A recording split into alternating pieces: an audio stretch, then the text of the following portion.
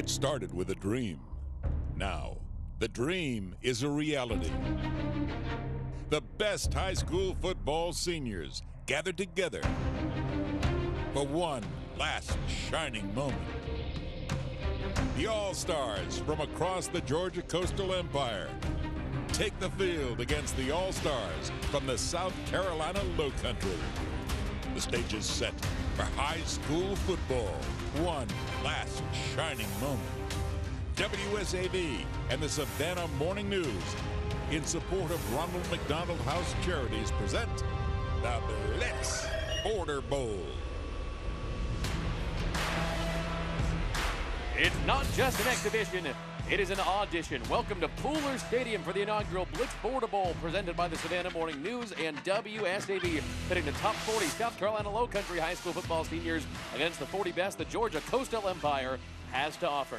So glad you could join us for the very first one of these games between the Lowcountry and the Georgia Coastal Empire, along with Rex Castillo from WSAV and Carl Damasi from ESPN Radio Savannah Hilton Head. I'm WSAV Sports Director Greg Talbot. So glad you could join us for the inaugural Blitz Border Bowl. Rex, you and Carl are as plugged in as anybody to the teams around here. What are you most excited to see today? There are a lot of kids who really want to use this opportunity to show off to the college coaches, hey, I still have some things I can offer to your program. Like you said, it's an audition, not just an exhibition. Should be a lot of fun to watch what these kids can bring to the table. Carl, you were so excited when we announced this game. What have you been really excited for the last couple weeks? Well, I want to see the kids shine. It's an all-star game. They got to shine. It's their last chance to impress the college coaches, and that's what we're all about. We want them to shine. We want them to be the best they can be. Well, since we are playing this game in Pooler, Georgia, that for the first year of this game makes the South Carolina Lowcountry the visitors. Let's take an inside look at Team Loco.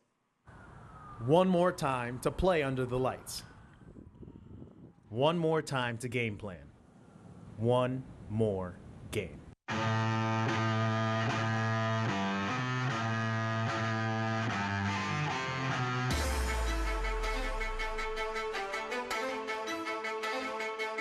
You got to get out. They're faster at the next level, I promise. Come on, get that foot in the dirt, Miles. Get that foot in the dirt to explode out.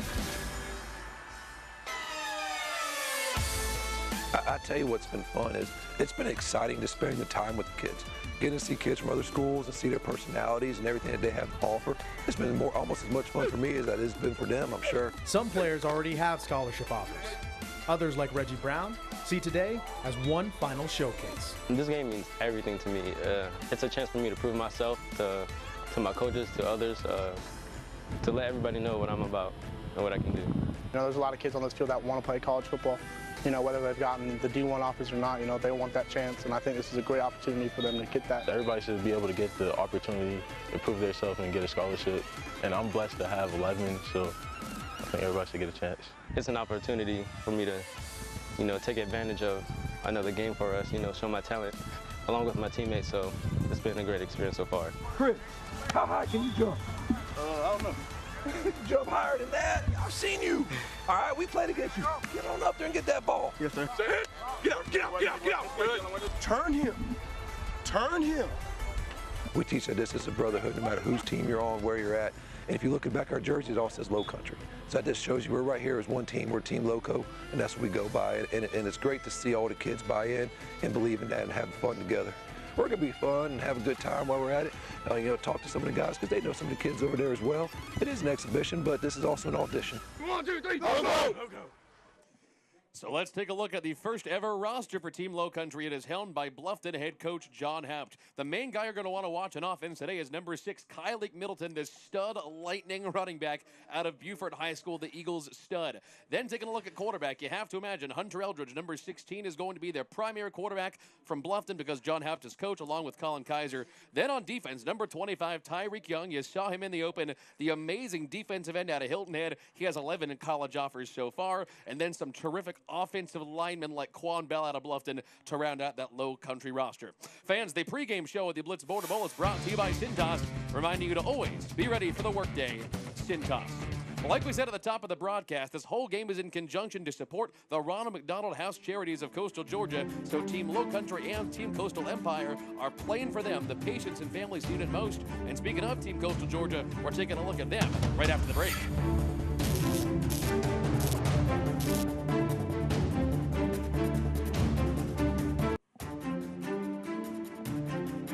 are back on the pregame show on WSAV for the inaugural Blitz Border Bowl live from Pooler Stadium, pitting the 40 best seniors from the South Carolina Lowcountry against the 40 best from Team Coastal Georgia in the Coastal Empire. Along with Carl Damasi and Rex Castillo, I'm Greg Talbot. Thanks so much for joining us this afternoon here on WSAV and choosing to watch this game against all the other football options you have. Again, a reminder, the Falcons game is coming up right after this game on WSAV. Well, guys, we already talked about Team South Carolina Lowcountry. Now let's talk about Team Georgia Coastal Empire. Rex, this is a roster full of powerhouse players. Just look at the roster up and down, and you'll see highlights left and right from this game. But what's also really unique, guys like Sam James, who have committed to a Big 12 school like West Virginia, wanted to play in this game because he wanted to end his career on the right now. So I'm really excited. He's going to be a motivated player for this game. Carl, anybody you're super excited to see from the Georgia side? I want to see what Javante Middleton does against the competition across the bridge. I mean, the kid's been legit all year long. He gets one more stage to show why he's the all Coastal Empire player he is. This is a stacked powerhouse roster. Let's take an inside look at Team Georgia Coastal Empire.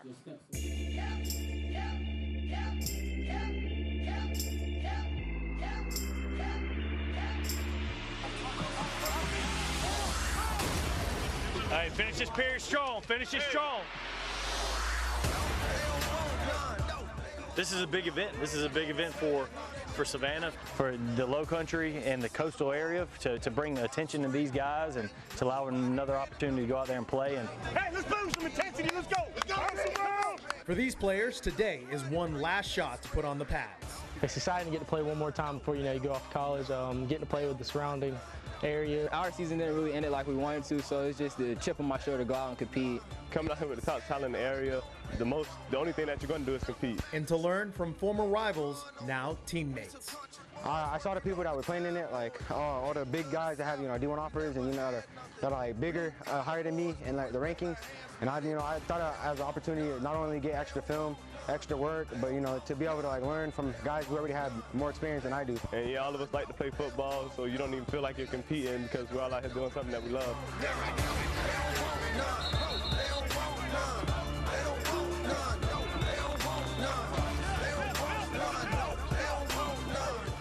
Shout to the hilltop. It's just an honor and a privilege and a blessing to be able to get one more chance to dress out in varsity football pads as a senior, a 17-year-old senior in high school. I mean, it's just an honor.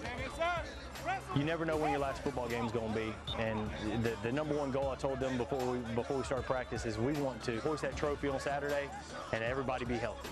And I think if we do that, our guys they're going to go out there and play. They're going to play well. They're going to have film to add. But I think going out there and competing is what these guys live for. They're football players, and that's what they want to do. We've been living by 912 and living that lifestyle, becoming the family. That's what we're going to win.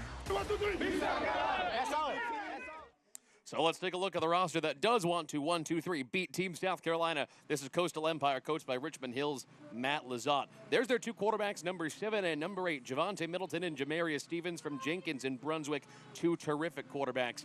Then you start to see some two-way players on defense, like Justin Jeffrey from Richmond Hill, number 15 on that side of the roster. Then you start to see some really terrific defensive players on this part, 58, 59, Ben Bruton, Willie Milner from Beach High and Bradwell Institute, two true college prospects. And then one final note, number 88, Tyrone Scott, the wide receiver from Jenkins. He hurt himself in a basketball game last night, twisted his ankle, so he is unable to play today, unfortunately. Fans, this segment of the pregame show is brought to you by your Savannah and Lowcountry Honda dealers and the all-new Honda Accord. Visit your Honda dealer today to see why this Accord is the most impressive yet. Well, like we said before the game, folks, this is all about the Ronald McDonald House Charities. We'll be talking to them and hear more about the charity after the break with Coin Toss, Kickoff, and more here on WSAV.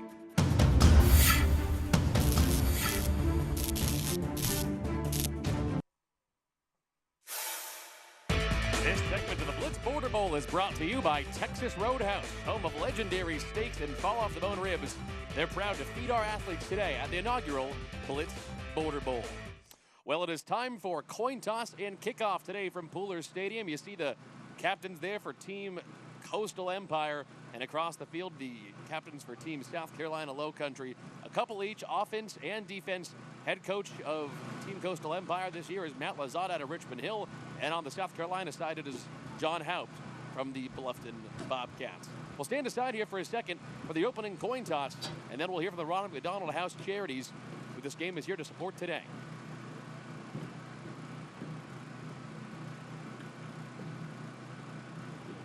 Your captains for today's game. For our visiting team, we have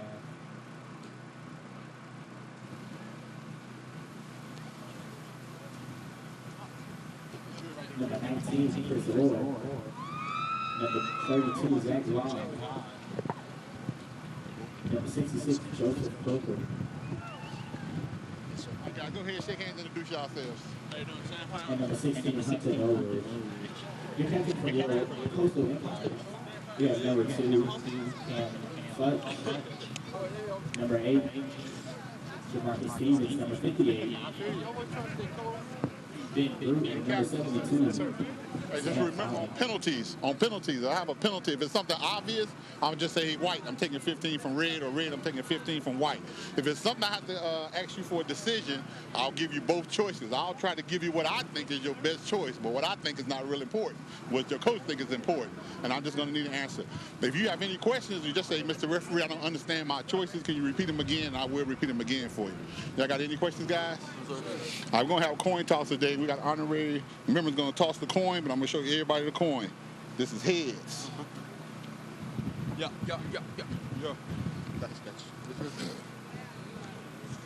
And this is tails. And our honorary captain is Mr. Stanton. All right, the visiting team gets to call the coin toss. What are you going to call, sir? Are you going to call tails? Hey, Landon, it's up to you, buddy. Just throw it in the air, buddy, and let it hit the ground. Go, buddy. Get up high, Landon. Head. Good job. All right, Red, you won the toss. You got some choices. You can receive the ball, pick which goal you like to defend, or you can defer your choices to the second half. Defer. Red won the toss. Red would defer. You got the choices left. You can receive the ball or kick the ball. You don't kick. You going to receive the ball? You want to receive the ball? That's what I thought. That's a neck. All right, what goal y'all want to defend first? Backs the scoreboard. All right, turn your backs here red, turn your backs here white. Well, I know y'all got a space here around here. All right, white will receive the ball. All right, guys, go ahead and shake hands and bring them out.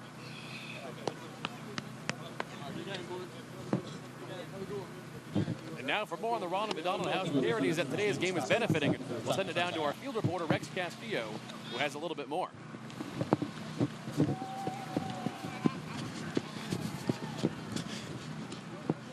All right. All right, Bill. Well, guys, I'm now joined by Bill here with the Ronald McDonald House. What a great game this is. A cold day, but this is what this day is all about. It is. I mean, it's about the kids, simply put. And then we get to do with football something we're all of. How great is that? Oh, this is just amazing, and we're just so blessed to have this opportunity for the house, for the fans, and we're so appreciative for WSAV and everybody else for being a part of this. Well, we're honored to be a part of it, guys. It's great football, but this is what it's all about, the Ronald McDonald House. We'll toss it back up to Greg up in the booth.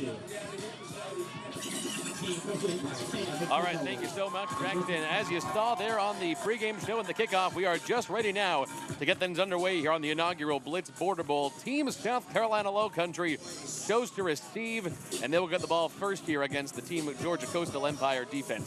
So our broadcast crew today, Greg Talbot, Carl DeMasi from ESPN Radio, Savannah Hilton Head, and you saw Rex Castillo down there on the field. So, Coach, we are going to see Team South Carolina on offense first. What are your initial thoughts on the roster when you saw it? Well, you know, I mean, I got to give a lot of credit out here to Lowcountry Sports, I guess, editor Justin Garrett. I mean, he gave me a bunch of stats that are unbelievable. And when you reason it, all Lowcountry, all Buford, I mean, led the Eagles with 4. I mean, it's all highlights. And you're talking about Tyleek Middleton, 1,260 yards rushing. I mean, if you're not involved in the South Carolina side of the football game, you wouldn't know what these kids are doing. But I mean, there's a lot of special players on that South Carolina team, that Lowcountry all-star team. So that's the story for the South Carolina Lowcountry offense. But this Georgia Coastal Empire defense, Coach, I think a lot of people, when they saw the roster, they gravitated toward the skill position players on Team Coastal Georgia on the offense. This defense, just as impressive, I think. I mean, they're going to be swarming. I mean, there's so much speed out there. It's unbelievable. And it's an all-star game and an all-star game. And, Greg, we talk about the kids. I mean, we don't have any 5-star, 4-star ESPN rivals, Scouts.com. We got kids that are stars in their area and where they live, and they deserve this chance, and that's what it's all about. It certainly is. So back to kick for Team Georgia Coastal Empire, Joseph Petrino. If you are a millennial, might be watching this game and say, hey, that name sounds familiar. I saw him on Barstool Sports. He's the kicker from Richmond Hill. He's the one who had a viral video this year where he kicked a 60-yard field goal with his right foot and a 50-yarder with his left foot, Coach. Ambidextrous, you got to love it. Joseph Petrino puts us underway in the inaugural Blitz Border Bowl presented by the Savannah Morning News and WSAV in conjunction with Ronald McDonald House Charities. So Team South Carolina goes first today on offense, and it's Team Georgia Coastal Empire on defense. So, Coach, we just heard about your matchup, but two impressive quarterbacks for Team Lowcountry. And actually from rival schools, it's Hunter Eldridge from Bluffton and Colin Kaiser from Hilton Head. All of a sudden, rivals become teammates, become friends. Well, that's what's fun about this game. When you put on the uniform on Friday nights, you're not friends. But when you get together and you play an all-star game, it all gels together. They know each other. They love each other. They love what each other can do, and that's what we're going to see right here today. All right, so that is Hunter Eldridge, number 16, the starting quarterback for the Bluffton Bobcats. He'll be taking Team 1 snaps in this first quarter here for Team Lowcountry. Very first handoff of the game goes back up the middle to Akeem Jefferson. Small gain, if any. In fact, it looks like a loss on the play. And then on the tackle there for Team Georgia Coastal Empire, Taquan Washington. Carl, I know you love that kid from Calvary. We've been watching him since he's a freshman. He's been a man that plugs that hole. He's a cannonball. He's a human wrecking machine. And, that's why he's the 3A division player, the defensive player of the year there in Region 3A. And he's a Cavalier. You got to go Cavaliers. Second play of the game. Play action fake. They tried to get rid of it, and that one is incomplete as he was swarmed to the defense again. And once again, Rex, it was Taquan breaking it up. I think Carl brought on Taquan's at least once a week, every time we had the Tuesday show. But this is the thing. Coach Lazat was so impressed with his offense, but he was even more impressed with his defense, and he told me, these guys can fly. It's going to be hard to move the ball on us. First two plays, you see why he said that. Cam Adams, my mistake, took the first carry of that game for Team South Carolina. So now, third down and 9 yards to go. A lot of pressure coming. That one thrown to the far side. No flag on the field. Great pass breakup that time by Team Coastal Georgia. And that was Kawan Willie. No, my mistake. That was Sherrod Frazier. And that'll bring up fourth down. Kawan Williams from Beach, our mistake. A little roster mistake there. Kawan is a guy who has absolutely no fear. He lined up against Sam James in practice and just said, welcome to the island. That's a guy, even though he's going to play Western Kentucky, has no fear to who's going to cover. He's a hilltopper. And the punt is away. We're doing it a little bit non-traditionally because no one wants to get hurt on special teams in a local all-star game. So good field position after the punt, though, for Team Coastal Empire. And Coach Rex, we've been talking about since we announced the rosters, the skill position players on this team for Georgia. Let's just start with the quarterbacks. The one out there right now to take first team snacks is Jamarius Stevens from Brunswick. He's also sharing time today with Javante Middleton from Jenkins. But Jamarius, unreal stats, 2,700 yards passing this year, over 30 total touchdowns, still flying under the radar in terms of recruiting. I think Coach Lazat wanted Jamarius because the Pirates lit his Wildcats up during the regular season.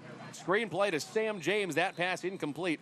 And that'll bring up second down and 10. But, Carl, not surprising to see him go to Sam on the very first play. Well, he had 3 kids in his face. But, yeah, you want to get the ball to the playmaker. And, Jamarius Stevens is just like Javante Middleton. Javante Middleton was the Savannah Morning News Player of the Year. Well, Jamarius Stevens was the Brunswick News Offensive Player of the Year. So you got so many stars here that you're waiting for somebody to really shine right now. Second and 10 for Stevens. A run behind his blocks. Tries to get to the near side. The Brunswick Pirate maybe gets a gain of 1 on that play as he is shoved out of bounds there.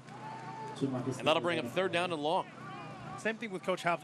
We saw his offense, and maybe it doesn't have the star power that the Coastal Empire does, but he was also impressed with his defense. Both of these coaches both said our defenses can fly, and that's the real interesting. This may be a little bit more of a low-scoring game than we expected because of the defenses. Well, and then that's what bothers me the most is how you're going to get your offensive line to gel. That's the key. Football's won in the trenches, and your offensive line has to work together. Third down and 11 for Stevens in Georgia. Split back set, and the Brunswick Pirate will roll out. Zips it along the far side. That's a complete pass to Jalen De La Fuente out of New Hampshire. Actually, he dropped it. That one came out. So that'll bring up fourth down. Jalen, a kid, when we met up in practice, said that he wanted to be in this game because he wanted to learn from guys like Sam James, guys who had the big D1 offers, a kid who was hungry and had to switch from wideout to quarterback for New Hampstead and did a great job out there. Yeah, really one of the interesting stories in the Georgia Coastal Empire this year, Carl.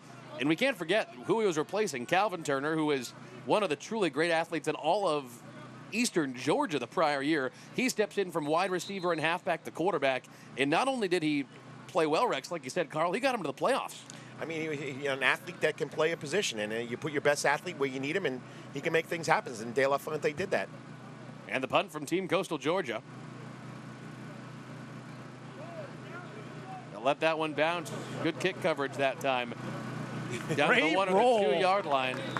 So Team South Carolina will take over in the shadow of their own goalpost. A lot of incompletions, a lot of moving the ball to the outside. A pretty slow first couple of minutes. And just so you know, if you're watching it on TV, here are some of the rules on special teams. All special teams will be dead.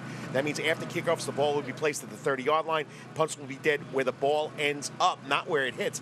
I don't know if I like that one, though. I mean, because that just rolled 30 yards, and it puts them in a bad position. You know, if you're asking me, the coach, put it where it hit so you have a chance to have a little more fun here. I mean, All-Star game, you know, like the NBA All-Star. Nobody plays defense.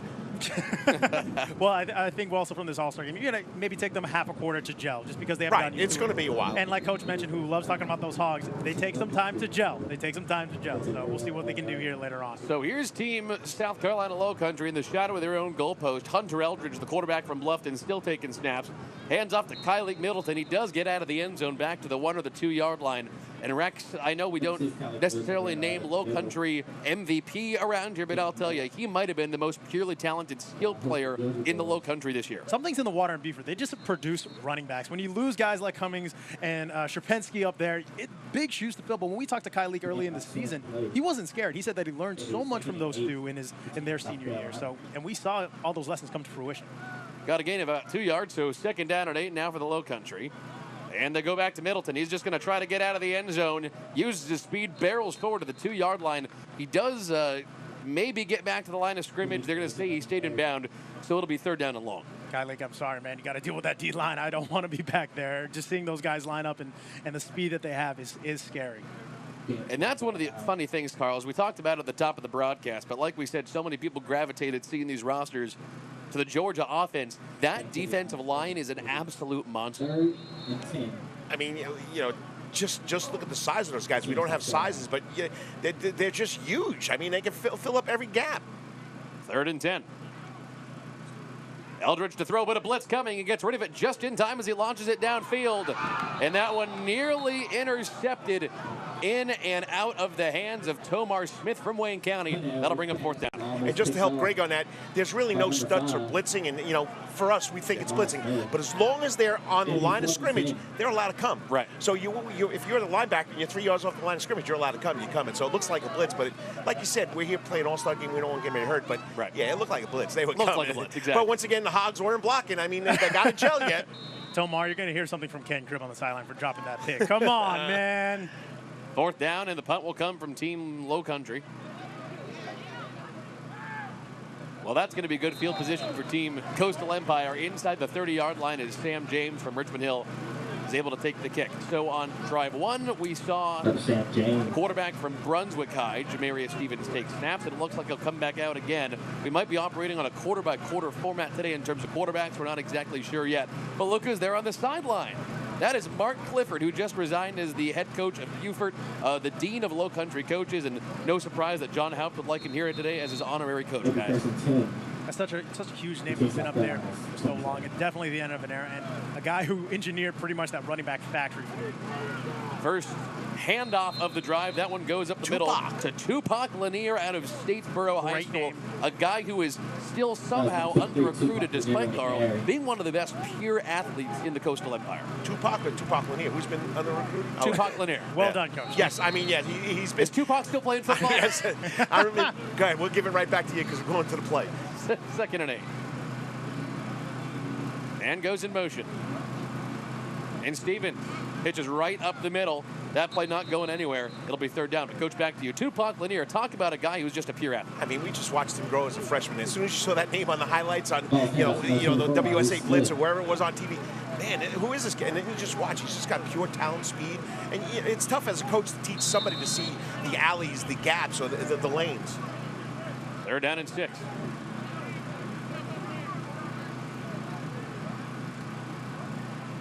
And Stevens takes a high snap off play action. Comes to Sam James. That ball in and out of his hands. That'll bring up 4th down. And guys, certainly rare when you see the West Virginia commit drop the pass. Guys, I've been out here since 8:15. No gloves. I'm telling you right now, these kids have started showing at 9 o'clock. No, those hands are cold. And if you haven't grown up north or played in cold weather football and you don't have your hand warmers on, it's very tough to catch a football. It feels like a rock. He's an absolute stud, though. He'll be just fine. Yeah, he'll be fine. This is West Virginia weather. Sam will get used to it. All right, so Joseph Petrino from Richmond Hill lining up to kick the field goal. He hit 60-yarders and 50-yarders before, so this is just 40. This should be easy for him. And the future Maryland Terrapin, plenty of distance. He could have hit that from 50 or 55 even in this weather. No surprise to see him knock that one through, and that's our first score of the game, and it's 3-0 Team Georgia. We will take a timeout on the field inside 8 minutes to go in the first half. We're back right after this on WSAV.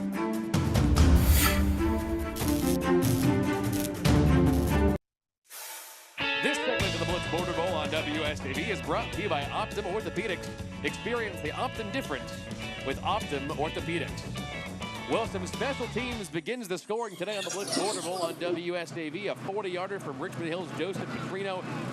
The viral kicking star headed to Maryland last year. And Carl, I was actually surprised this year, not only was it Joseph Petrino, we had kids from multiple schools who seem to be college-level kickers. You don't necessarily think Coastal Georgia as a kicker hotbed area. All of a sudden this year it was. I mean, Hawkins Tennant comes to mind right away out of Country Day. I mean, so you got 2 top kids that can kick the ball, and we saw what Mr. Blankenship could do at Georgia. I mean, he means a lot. And Georgia was missing that before that kid came on. Absolutely. So, but I just don't understand why Georgia or Georgia Tech or Georgia Southern, they don't go for the local kids. I mean, here we go. We got, what's his name? Colton Lichtenberg kicking for Boston College. He should be kicking somewhere here in Georgia. And let's clarify this with Petrino. He can kick a 60-yarder with his right foot. And his left foot, he can hit a 50-yarder. You can see why Maryland wanted him. And believe me, people, these 2 guys aren't making this up. This kid can do it.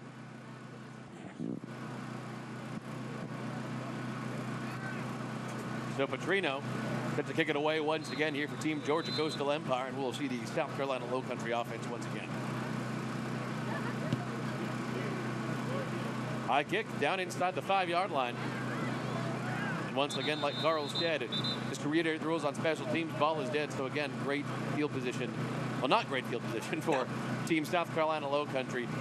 So Rex, you saw plenty of Bluffton Bobcats games this year. We saw their quarterback, Hunter Eldridge, be the one who was manning this offense the first 2 drives. Interesting story. He split time as the quarterback last year. This year took over as the main starter, full stop. Guy is deadly accurate. He really is, and then to have all the weapons that he had down there, he had a great year. Also a pretty mobile quarterback. Was flushed out of the pockets a few times during games, but kept his composure. Did an excellent job getting into his targets. And you can see here in this game, he's going to see a lot of defensive pressure. So I think having a kid like that who doesn't get rattled easily and unfortunately has to deal with some pretty bad field position early on in this game, real key to have for Coach Howard. But there you see in the middle of the screen, it is not Hunter Eldridge. After the first 2 drives, he'll swap out the quarterbacks. Now we are going to see Colin Kaiser from Hilton Head High School, the 2 rival quarterbacks from the biggest rival schools in the Lowcountry, now sharing time. Kind of fun to see. They're getting along really well. But like we said, this is the first time today we will see Colin Kaiser out of Hilton Head High. Colin Kaiser is also a kid who, when we spoke to him in practice, his season ended on a pretty bad note. Didn't like the way it ended. So he wanted to come be a part of this game and said it took a little adjustment to take instruction from a Bluffton head coach, but he adjusted just fine. Split to his right in the backfield is Cam Adams from May River. Goes off play action, gets rid of the pass just in time. Complete pass for a gain of 7 or 8 yards on the play, and Jamel Moultrie, the one able to make the catch there from Whale Branch High School. That's what's also really great about this game is that we don't get out to Whale Branch as much as we'd like to, but this is a kid who we saw in practice lightning in a bottle at practice. Hunter and Colin Kaiser had trouble outthrowing him. I know you guys are all over the place on Thursday, Friday, Saturday nights. Where is Whale Branch? And I have no idea where it is. It's way up there in the Lowcountry. It's a hike. All right, here comes the second play. That one blown up on the drive. That'll bring up third down. And on the tackle that time for Team Coastal Empire's Cravante Bryant from Bradwell Institute. Just another one of those hogs on the D-line. And again, what a great year for Bradwell. We overlooked them, or at least I did at the beginning of this year. And then what a statement win at the very beginning of this year against Liberty County. Hoisted the Commissioners' Cup, a week 1 for them, rivalry upset. And then Bradwell went on to really have a revival year under first-year head coach Ross Couch. And he's also on this Coastal Empire staff, and you can see why. 3rd and 9. Kaiser dumps off a screen play that was intended for Cam Adams. He got decked, and that'll bring up 4th down. A little bit of chirping after the play, but this is a fun all-star game, so nothing more will come of it, and that'll bring up a punt situation. A lot of regional pride with these two teams, even though they're the rivals on Friday night. We didn't know how they would take it, but that 1-2-3 beat South Carolina chant to unite all of Coastal Empire. Kids are certainly interested in winning this game, and whether it's just for regional pride or play with your friends one more time or to get more tape for college coaches, kids have plenty of reasons to play in this game. High short kick. It'll go to about midfield. So once again, Team Coastal Empire takes it inside the opposing 45-yard line. We're still waiting for them to gel. And so far, it's been the first quarter. We're already halfway through the first quarter, and we haven't seen anything come together on offense. And it always takes the offense a little longer to get going than it does the defense. I mean, defense, you just pinning your ears back and you're coming, and where offense is going to take a little time. So hopefully this drive, we'll see what goes on. We still have the same quarterback in there, right? And once again, it is Demarius Stevens, the 6'1", 160 senior out of Brunswick High. On 1st and 10. Out of the backfield, they send to Johnson. Coming to the near side is Stevens. Lobs it up out of bounds over the head of Amin Stevens. That'll bring up 2nd. See the Hilton Head Seahawk, Tyreek, come to chase him down. That's a kid. 11 offers from different schools. But he was also a kid who mentioned that I wanted to play in this game because I wanted one more chance. But he was also very selfless, saying, I can see the drive of these kids who want one more shot to get a college offer. And it motivated him to play even harder in practice. That'll bring up 2nd down and 10.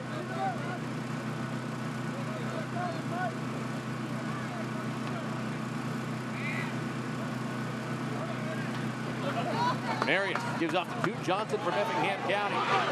Breaks open past the 30-yard line. Big first down gain of almost 15 yards on the play. And Carl, even starting 2 years ago, we were on the Duke Johnson train. Hard to believe this was his senior year. It went very fast. But talk about one of the most explosive runners in this part of Georgia. He's just a physical specimen. And he's a man amongst boys. I mean, he's just built. He's like a rock.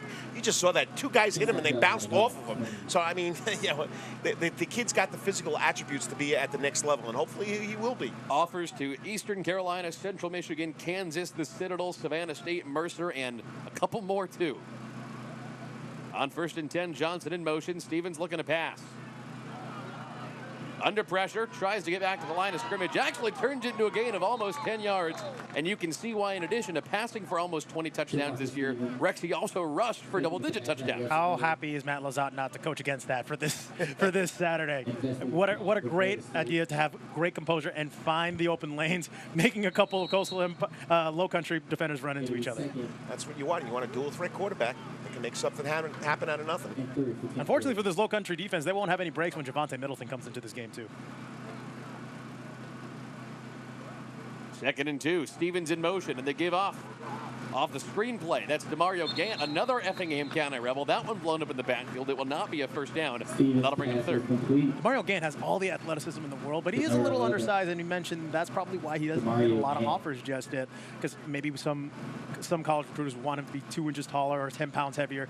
Here's a game that he can show off what he can do. But as far as I'm concerned for DeMario, some people might say he's undersized at 5'9", 160. Here's the stat I would give. He runs a 4.40. What more could you want? And teach speed. 3rd and 2. Stevens pitches ahead. This is Duke Johnson, the Effingham County Rebel. He's got the first down and more as it goes out of bounds. Puts him down around the 10-yard line. Not a bad idea to give it on 3rd and short to Toot. I mean, this is the first drive that we see a team putting something together, and it's gelling right now.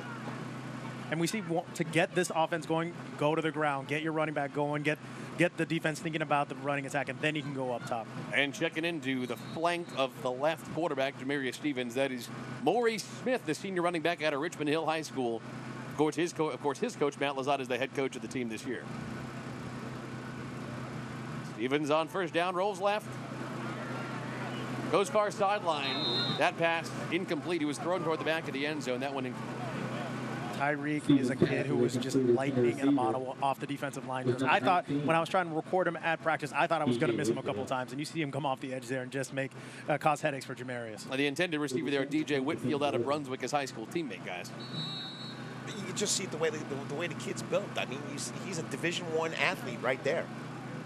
Second down and 10. Toot Johnson in the backfield there with Stevens. Referees blowing this play delay or dead. And here he goes, second down and 10.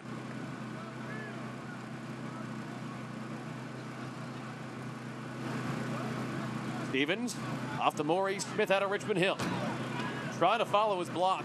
Pushes toward the sideline. Maybe a gain of 2 as he goes shoulder down. If you guys take a look at this defense, look out for number 24 on the Lowcountry side, Reggie Brown. When we talked to him, as you saw in the pregame package, he pretty much just said it. This game means everything to him. He has one more chance to show off what he can do. And that's what really fired me up about this game when we first launched it, to see kids really take this opportunity and not just brush it off as another game or something to do on Saturday. 101 tackles on the season for Mr. Brown, 54 solos, and 4 for a loss, and that's why he's first team All-Lowcountry. Third down and 8. On the draw, this is Toot Johnson. Ball is loose from the Effingham County Star. Can't tell if it was down on contact or not. It's down at the 10-yard line. Whether it's at the 6 or the 10, Georgia did recover. That will bring up fourth down either way. So there's number 16 trotting out onto the field for the second time. We will see the Maryland-bound kicker, Joseph Petrino. And like so many guys' stories, he is also involved being a star soccer player, being asked by the head football coach, hey, want to give field goals a try? Answer was yes, and now he gets a free college scholarship. I think Lazard knows what he's doing, right, guys? Now, this is the thing. I do not trust Ken Cribb on traditional play, so I expect trick plays maybe every once in a while down the stretch of this game. To make it 6-0.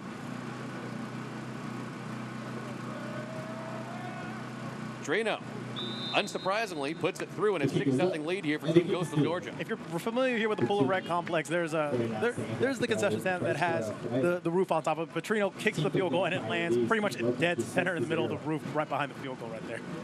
Never surprising to see Joseph Petrino putting points on the board. In fact, guys, there were a couple really tight games that Richmond Hill was in during the regular season this year where they had to rely on Joseph Petrino. And when you have a weapon like that, even though you have stars like Sam James and Justin Jeffrey, how relaxing is it to know as a coach, oh, this is a 50-yard field goal. Not a problem. Yeah, often that is a luxury that is only afforded to coaches at the college level. And Matt Lazat trusts him, doesn't hesitate if he needs to do it. Of course, when you have the confidence of Petrino, like we saw in the Rose Bowl, Hot Rod giving the Bulldogs a much-needed field goal to give them a morale boost going into the break against Oklahoma. So on the first 2 drives of this game for Team Lowcountry, we saw Hunter Eldridge, the quarterback from Bluffton High School. Last drive, we saw Colin Kaiser out of Hilton Head. So we'll see which quarterback we see coming out here of the kickoff. You know, being a former head coach in high school, anytime you got a kid that can kick the ball, if he can kick the ball on the kickoffs into the end zone, they got to bring the ball out to the 20-yard line. It's something special. When you got a kid that can kick left-footed 60 yards, right-footed 60 yards, left-footed, right-footed, whatever it is, you can't lose. I tried kicking a field goal and my toe hurt, and that was from 10 yards away. That's because you're not kicking with your instep there, buddy. Thanks, Coach.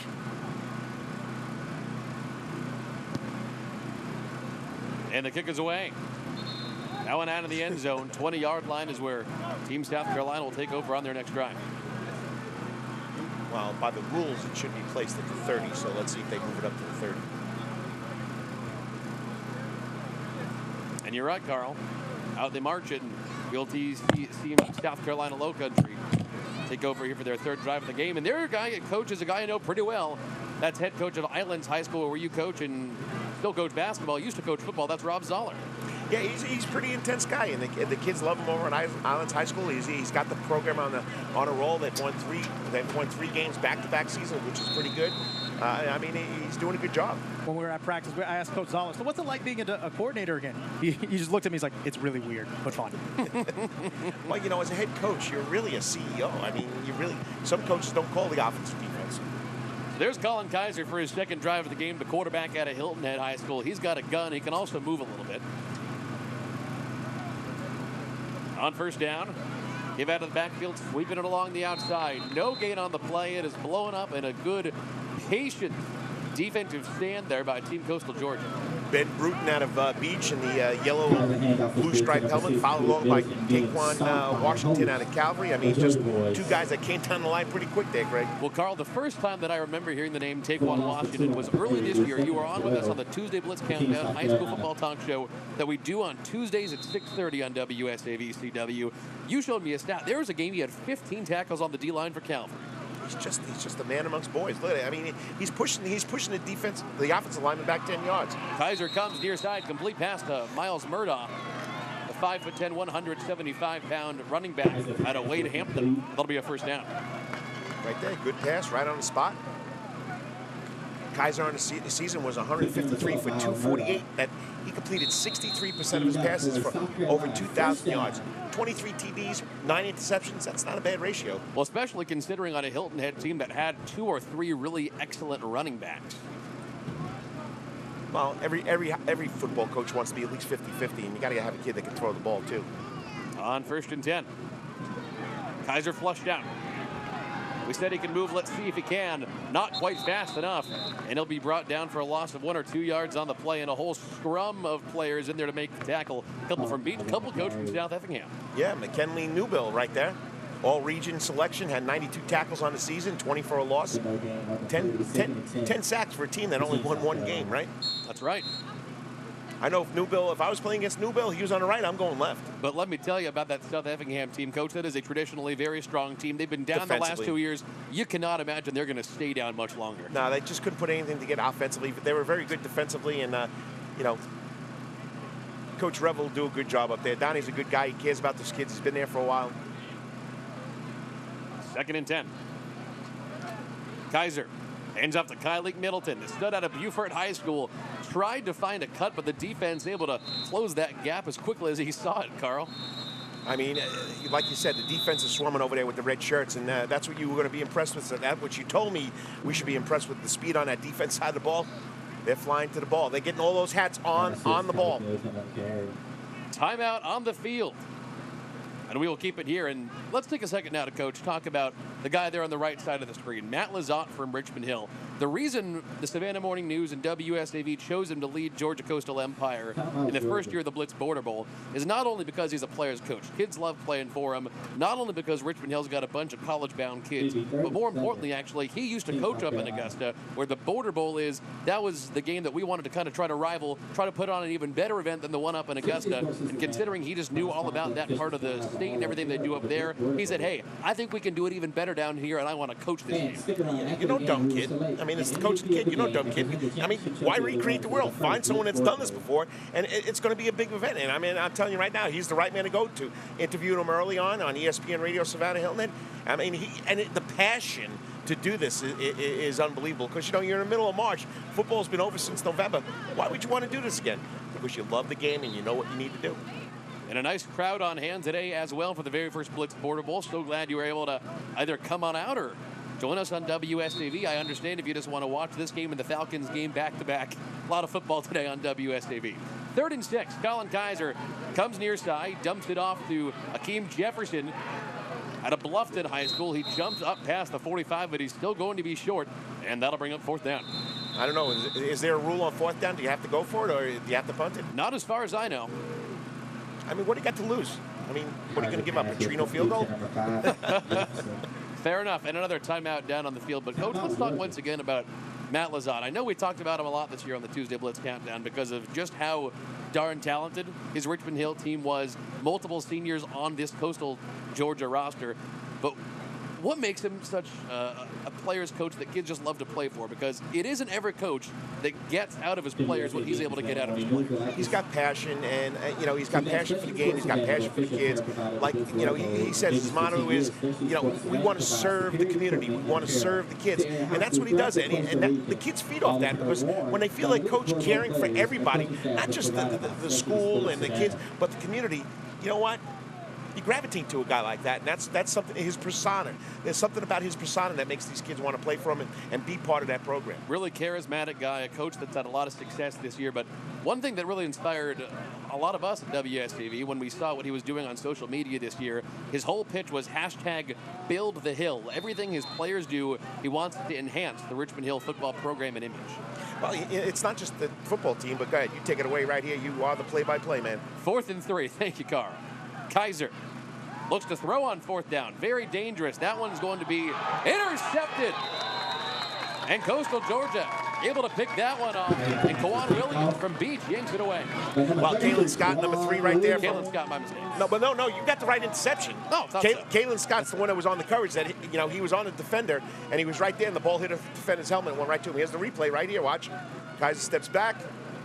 Scott's right there on his man, bounces off his helmet. Well, Island's boy, Kalen Scott, one of the best all-around players on that whole team this year, Carl. I mean, he's very athletic, very fast, and he wants to play at the next level, and he's got the desire to do it, and I think Coach Zola can help him. And look who that is quarterbacking Team Coastal Georgia for the first time. It's Javante Middleton from Jenkins. And he's going to let it fly on the first play to Sam James from Richmond Hill. No pass interference. I thought I saw some contact. It'll just go down as incomplete. Yeah, he just got a little too much air under the ball, and coming out there trying to throw your first pass. I think if you would have got a little more on a rope, a little more on a line, it would have been 6. Well, Coach Javante Middleton, the Savannah Morning News Player of the Year in the city of Savannah, and they're going to take him out after just one play. I think they wanted to have him throw it deep, and back in comes Jamarius Stevens. Yeah, it's a quick switch right there. 2nd and 10. In motion goes Jalen De La Fuente from New Hampstead. And Stevens will look to throw. Goes back on the out route. I think he was looking for a different play that time. He was targeting Justin Jeffrey. That'll be incomplete and 3rd down, and Middleton will come back out. Yeah, like you said, it's an all-star game. You got to get into the rhythm. 2 practices. They had to cancel one because of the rain, so you don't have that continuity. Hopefully by the middle of the second quarter into the second half, we'll see these guys starting to gel together. And this offense gelling together is something that any team will be frightened of. 3rd and 10. Delayed draw play and swallowed up in the backfield as Amin Stevens flying in to make the tackle there for Team South Carolina. And that'll bring up 4th down, and that'll be the end of the first quarter here on the Blitz Border Bowl. Georgia, a pair of field goals, 6-0 on top of South Carolina. Second quarter action coming at you right after this on WSAV.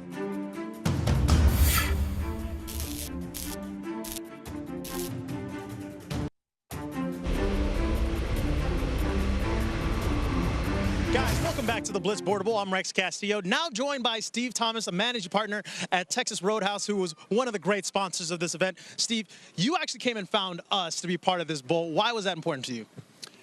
I just think community involvement and giving back to the community is something that I believe in and Texas Roadhouse believes in as a company, and it was a great opportunity to do that with a group of young athletes who are extremely talented and well-deserving. How do you like the game so far? These young athletes are going at each other so far. It's high energy. It's really good. There's a lot of energy going on. The players are loving it. The crowds come together. It's a good community event. And you mentioned that Texas Roadhouse is important for you guys to get back. Is this the right way for you guys to get back this year? Was it a perfect tie-in? Yeah, 100%. It's a great venue to give back and touch a lot of people and be able to serve the community. All right, well, that's Steve Thomas again. Thank you so much for being a part of this. We'll send it back up to Greg up in the booth. Guys? All right, thank you so much, Rex. Second quarter just about ready to get started here on the first ever Blitz Border Bowl presented by WSAV and the Savannah Morning News in support of Ronald McDonald House Charities. 6-0 at the end of the first quarter. 2 field goals for the man about to punt it away for Georgia. That is Richmond Hill's Joseph Petrino. Bobbled it, but again, we don't really do special teams much here in the All-Star game, so they'll take it to the 31-yard line. Pretty solid field position here for Team South Carolina Lowcountry. And, Coach, in the first quarter, we saw both quarterbacks. We saw Colin Kaiser from Hilton Head. We saw Hunter Eldridge out of Bluffton. 2 guys with kind of different skill sets. Hunter is a really traditional pocket quarterback, deadly accurate. Colin has a deep arm, but he's also a little more prone to run around. Well, right now, you're trying to get a feel of who can get the offense moving. I mean, Kaiser, you want to throw the ball. Kaiser, you want to run with the ball. Eldridge, you want him to pass the ball. But right now, both offenses haven't been gelling. And coming out right now. And that is Colin Kaiser out of Hilton Head High School. It was funny. I got to give big kudos. I'm interrupting. Go ahead. You're fine.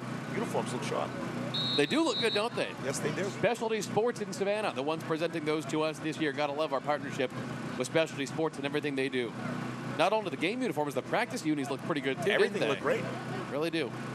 All right, 1st and 10 for Kaiser and Team Lowcountry. Good block in there from Cam Adams by May River. Throws it deep into double coverage. That one's going to be tough to catch. It is incomplete as he was firing downfield for Jamel Moultrie out of Whale Branch. I'll tell you right now, Bruton Park, Ben Bruton out of Bruton Park, that's a school. Ben Bruton out of Beach. I mean, he's in the backfield every play. They're having a tough time containing him off the edge. That's what happened. Kaiser couldn't get the ball out. He had to scramble and find a new spot. But you know, once again, the offensive linemen have to pick them up. They're reading their cards right now to see what play they're running. I used to love that. And I'll tell you, Coach, the Beach Bulldogs, talk about the surprise of the year in Georgia this year. Oh, and you got a man that loves what he's doing, and Ulysses Hawthorne, the kids gravitate off of that. 2nd and 10. Kaiser hands off to Cam Adams out of May River, bounces ahead for a gain of 1, maybe 2 yards. And that is going to bring up a 3rd down and long situation. Cam Futch out of Brunswick and Taekwon Washington out of Calvary right there on that stop. Now, I remember that Taekwon Washington, the very first time I saw him play, I was just wowed by his size. But a guy who has multiple college offers, not surprising just based on his size. But I'll tell you what I was also blown away by. You see him 66 on the field on this upcoming play. He can spin and get away from offensive linemen in a way that a lot of high school kids his size really don't do very much. Quick feet, that's all it comes down to is quick feet. Get off the ball, spin, move, get right by him. Zipped out of the backfield, nothing doing that time. It was Hakeem Jefferson who got slammed to the ground. Lamont Trent out of Wayne County. And Wayne County, I'll tell you, Coach, with Ken Cribb, the offensive coordinator this year on Team Coastal Georgia, a lot of people talk about the offense that was down there at Wayne County this year. Their defense, boy, did he improve their defense as well. And you know who his defensive coordinator was, don't you? Young man from Calvary Day School who went on to play for Georgia Southern, 2 national titles in Mikey Ward. So he's got a very good, and Mike Ward, I mean, good friend of mine, he loves Ken Cribb. I mean, he was so excited about getting this job, going from Effingham to Wayne County. He says the man knows what he's doing, and the kids love playing for him. 4th down and 12. And a punting situation here for Team South Carolina.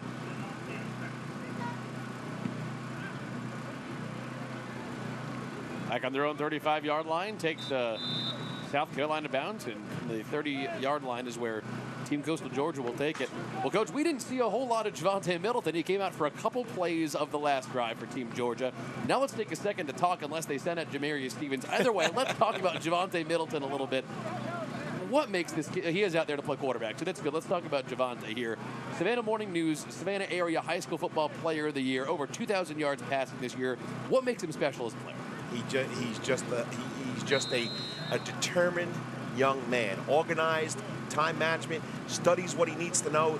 He's a student on the field as he is off the field, and right there, just a perfect smile out to the outside. But hey, we got our first yellow flag on the ground. Alonzo Brown made the catch, and we'll see what the referees have to say.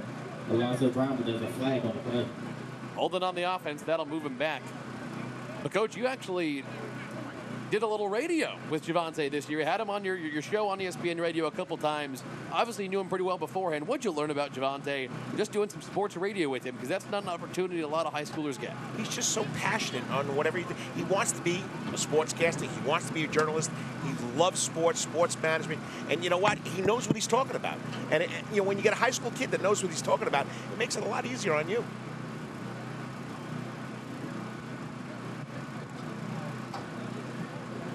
Again, another holding call. That'll push him back another 5 yards. We're now staring down the gun at 1st and 20. Let's tell you a little bit more about Javante Middleton, a 4-year starter at Jenkins High School as the quarterback.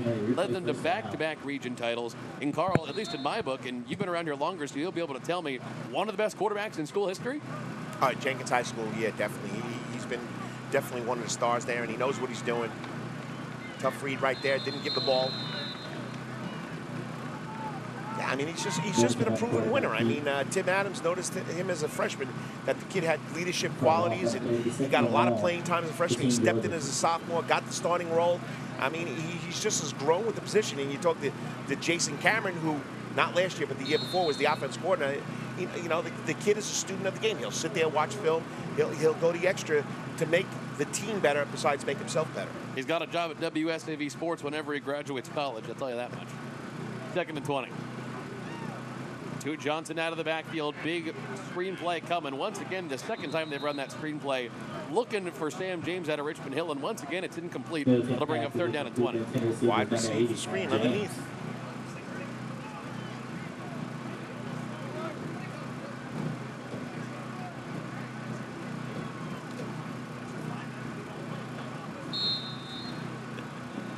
Nice crowd on hand. And Rex Castillo joins us once again back up in the booth after his Texas Roadhouse sponsor interview. We all, of course, want to say thank you to all our great sponsors here on the WSAV and Savannah Morning News. Blitz Border. Where's the ribs? I was trying to get that and some bread, but we'll have to wait till after the game. Those rolls, man. The rolls and the butter, my very favorite. All right. Oh, come on. There's nothing better than the meat, baby. You got to get the meat. Have you had the bread? I've had the bread. I'll take the meat before the bread.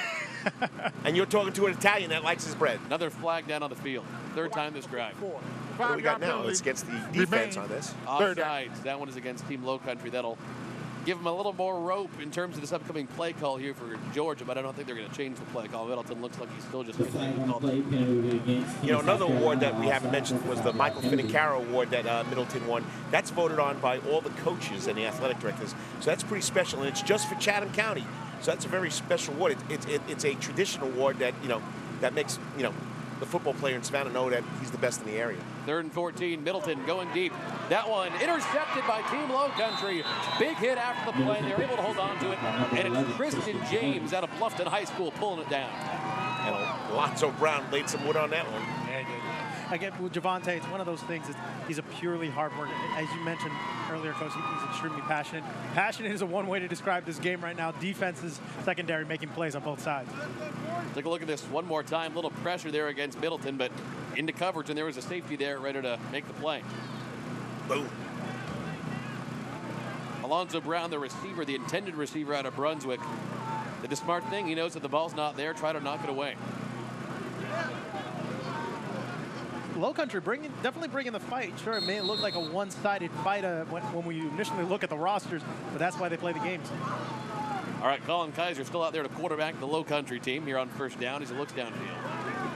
Throws into coverage. That one might be dangerous. It dropped interception by Team Coastal Georgia. One of my favorite players to watch right there, Kawan Williams. A guy who pretty much played almost every position at Beach during the regular season. I saw him line up as a wideout, saw him line up as a quarterback, saw him line up back in the defense, and return kicks. And, Coach, a good college program's getting him. Who's getting him? Western Kentucky, right? Western Kentucky. Oh, that's right. Hilltoppers. That's right. Okay. I was going to say. Gives a shout out to the Hilltoppers every time Kentucky, we put them on right? Every time we put them on camera. WKU, one of the really great mid-major football programs. Produces a lot of good NFL talent as well. Through the line, screenplay, nothing doing that time as the passes met by the defense. Kylie Middleton got his hands on it, but it'll still bring up a long situation.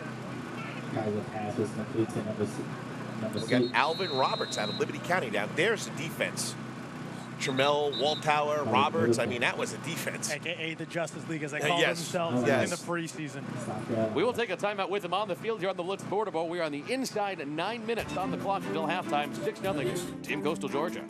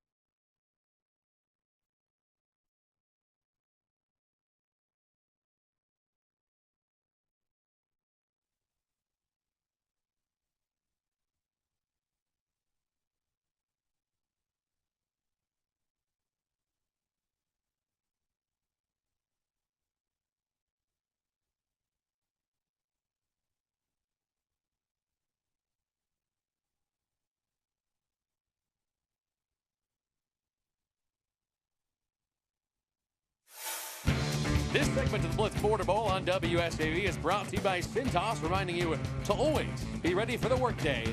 Cintas. We are beginning to approach halftime here on the inaugural Blitz Border Bowl on WSAV. Greg Talbot, Rex Castillo, and Carl Damasio alongside with you. 3rd down and about 12 yards coming up here for Team South Carolina. Down 6-0 after Georgia kicked 2 early field goals, put them up 6. So Colin Kaiser from Hilton Head running this offense. And on 3rd down and 12, he'll go to the air, or at least try to. Goes into one-on-one coverage. That one nearly intercepted as once again Kawan Williams on coverage tipped that one away. Yeah, Williams is right there, and every time they go to throw the ball, he's there waiting for the ball to come down. So good coverage right there for the WKU Hilltopper. Kawan Island out there right now. Kawan Island, yes. Yes. And also dropping back in coverage, one of the linebackers from Richmond Hill to help him out. That was Nico DaCosta. And guys, talk about a well spread out defense, but even on a well spread out defense like Richmond Hill, he was still clearly the star in the linebacking core. And one of those guys, you know, Richmond Hill, one of those programs we were oohing and ahhing about the offense. That defense in DaCosta, he's the kid that really anchored that whole unit. 110 tackles. Yeah, he and Ronald Fusilier out there on the cornerback role as well. Say that last name 5 times fast. Fusilier, it's not that hard. 4th and 12.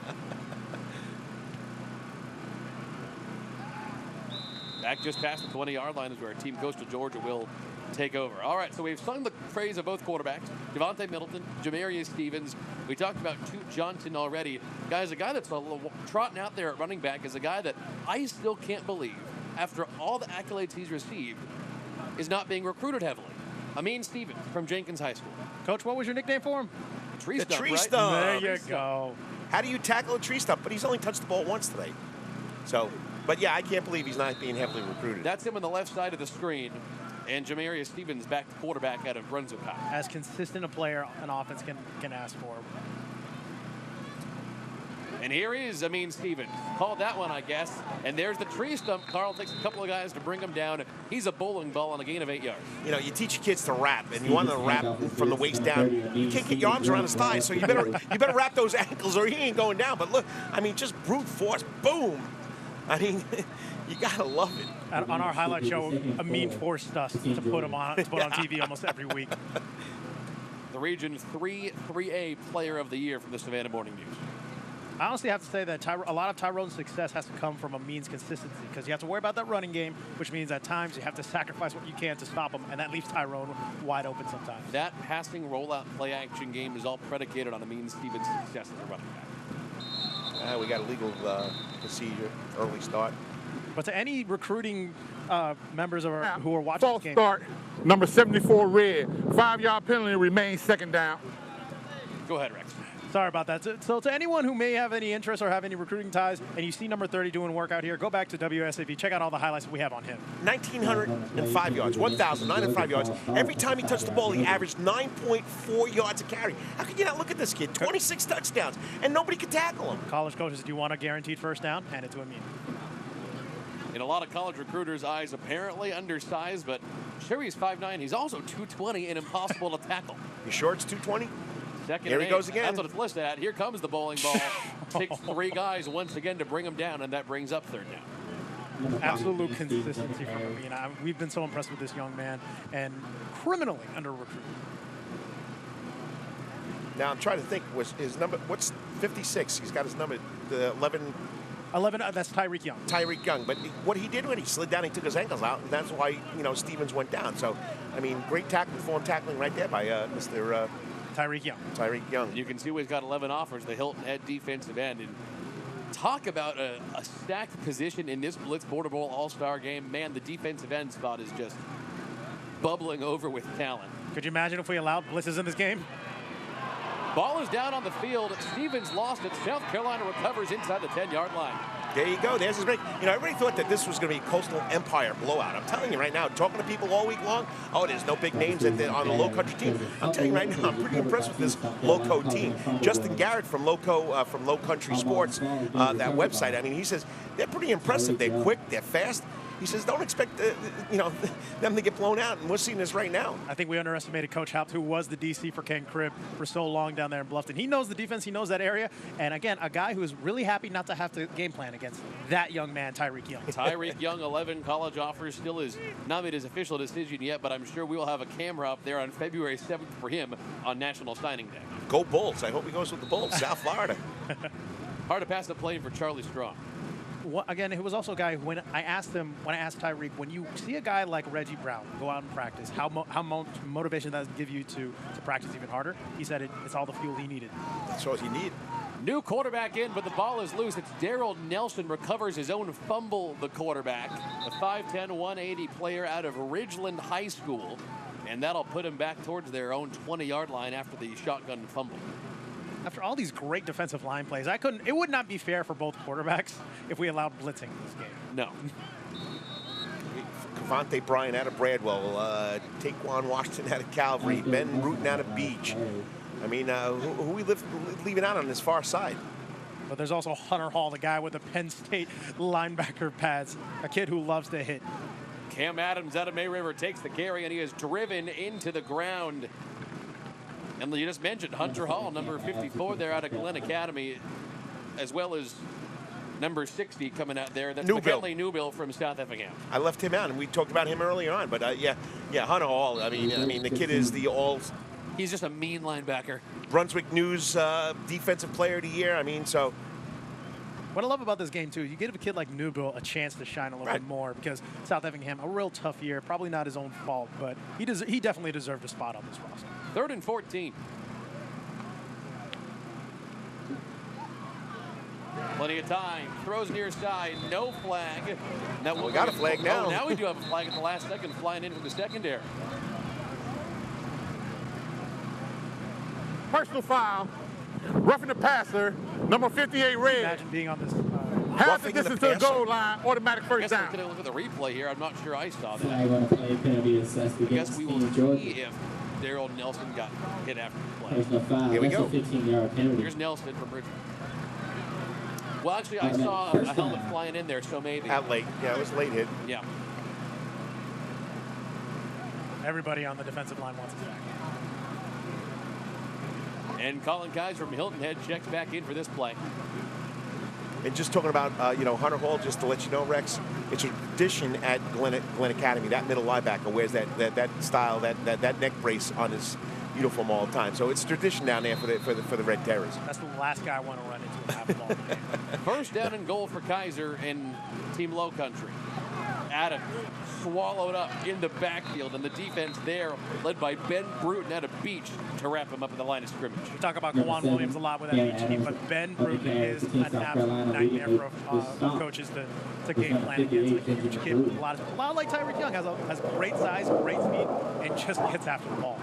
I mean, you're talking about, Western Carolina, Albany State, Savannah State among teams that are looking at them. So maybe he'll stay home and make Savannah State a little more impressive. Savannah State offering plenty of local kids, including Javante Middleton, but you got to wonder with their impending drop to Division II how much that's going to affect their recruiting class.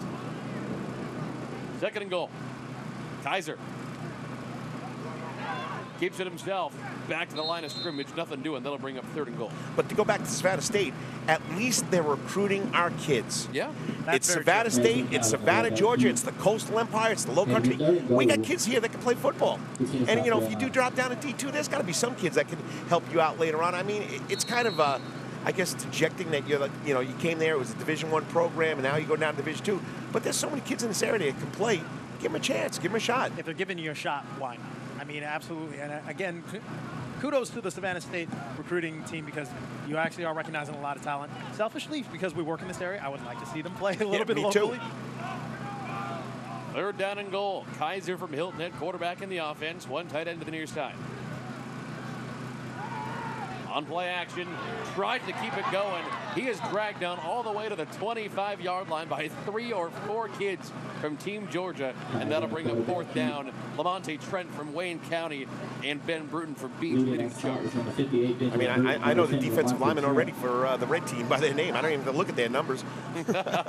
Newbill, Bryant, just the helmets.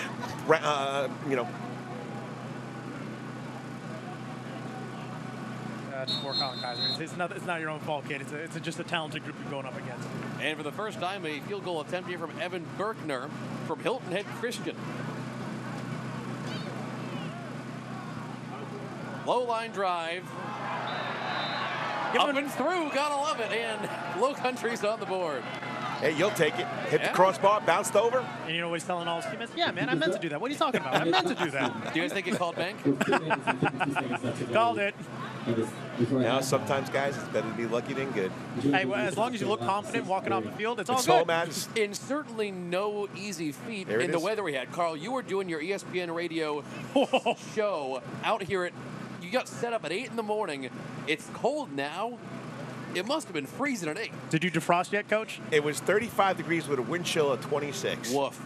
So yeah, I defrosted. I went into the concession stand to check out the ice machine, but really I was looking for the heater. At least we got the guy from New York to brave the cold in the beginning. Well, someone had to do it.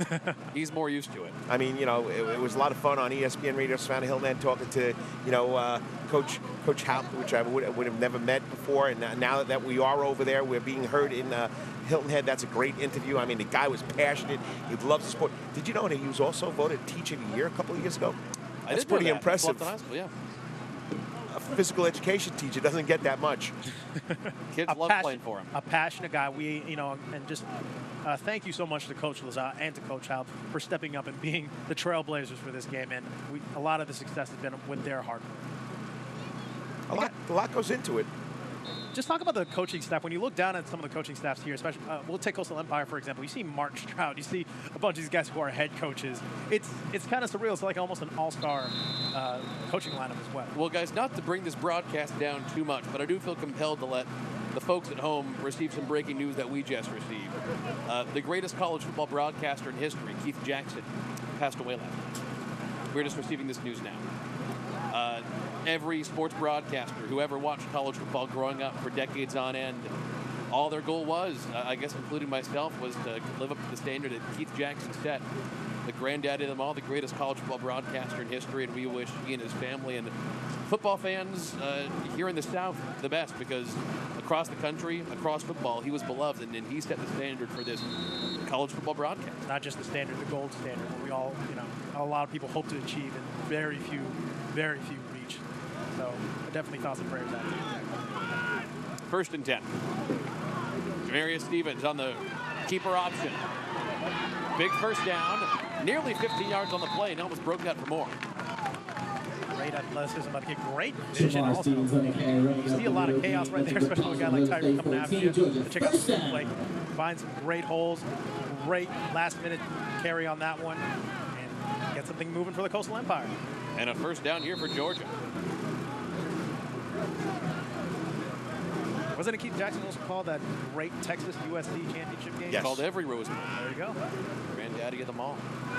And the pitch to Maurice Smith out of Richmond Hill. Gain of 1 yard as he's chased down to the sideline by Tyreek Young. You think about the great broadcasters, the voice of the Dogs, Larry Munson. I mean, when you put it all together, he was the voice of college football here in the United States for a long, always will be. Always will be. Always will be. So 2nd down and 9. What a great career, though, getting to call that game for so long.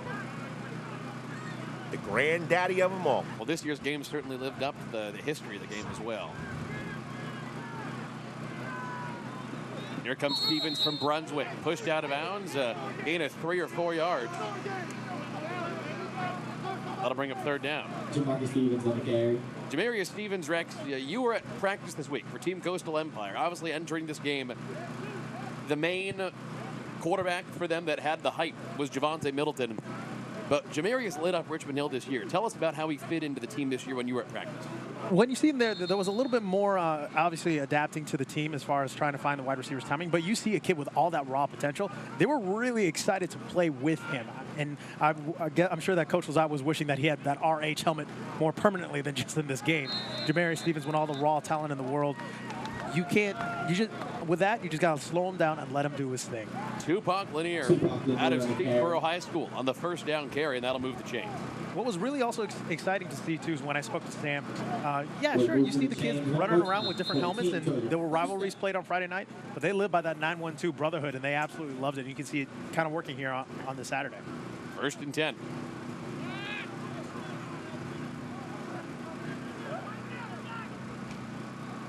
Goes to the near side. Sam James, the Richmond Hill Wildcat, makes the catch for a gain of 3 or 4 yards.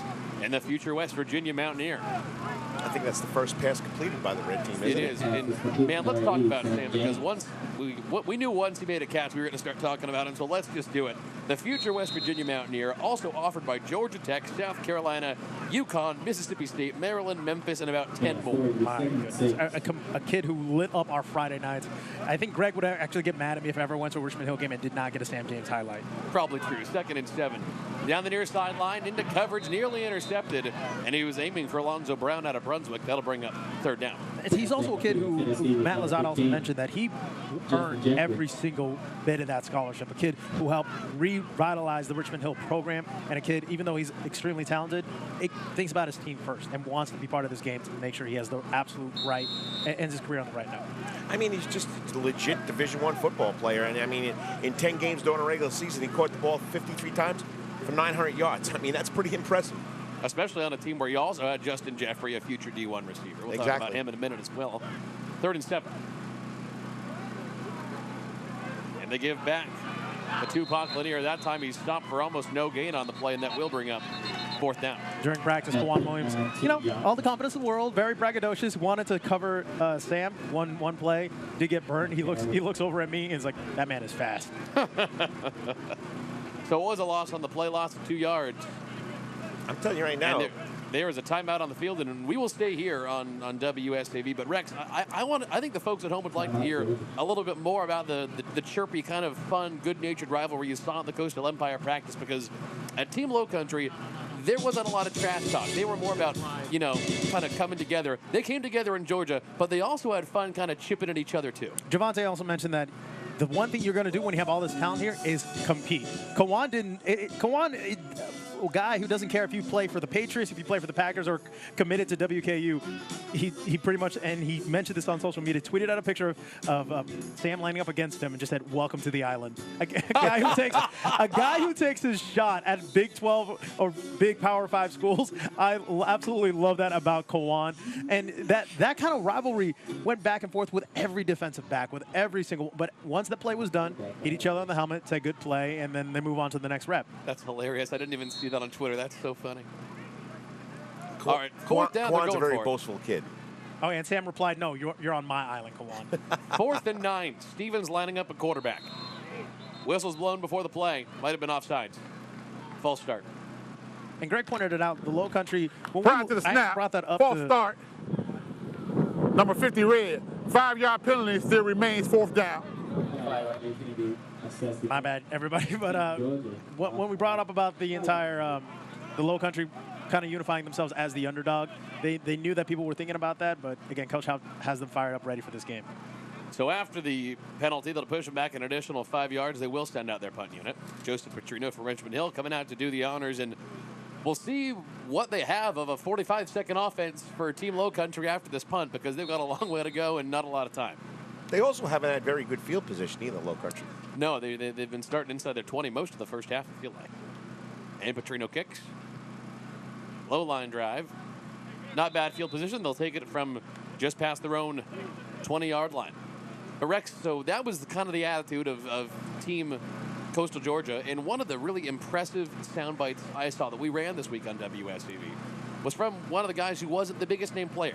Jalen De La Fuente out of New Hampstead, a guy who's got all the talent in the world, a guy who could be a very good college football player if people start offering him here around the National Signing Day.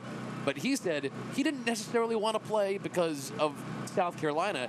He wanted to play just so he could learn from and compete with guys here in Georgia and be on the same team and learn from them. A 17-year-old senior who has all the maturity in the world. When you learn, and he's absolutely right, when you're in practice with guys like Justin Jeffrey, Sam James, Javante Middleton, who's throwing you passes, you're going to get better.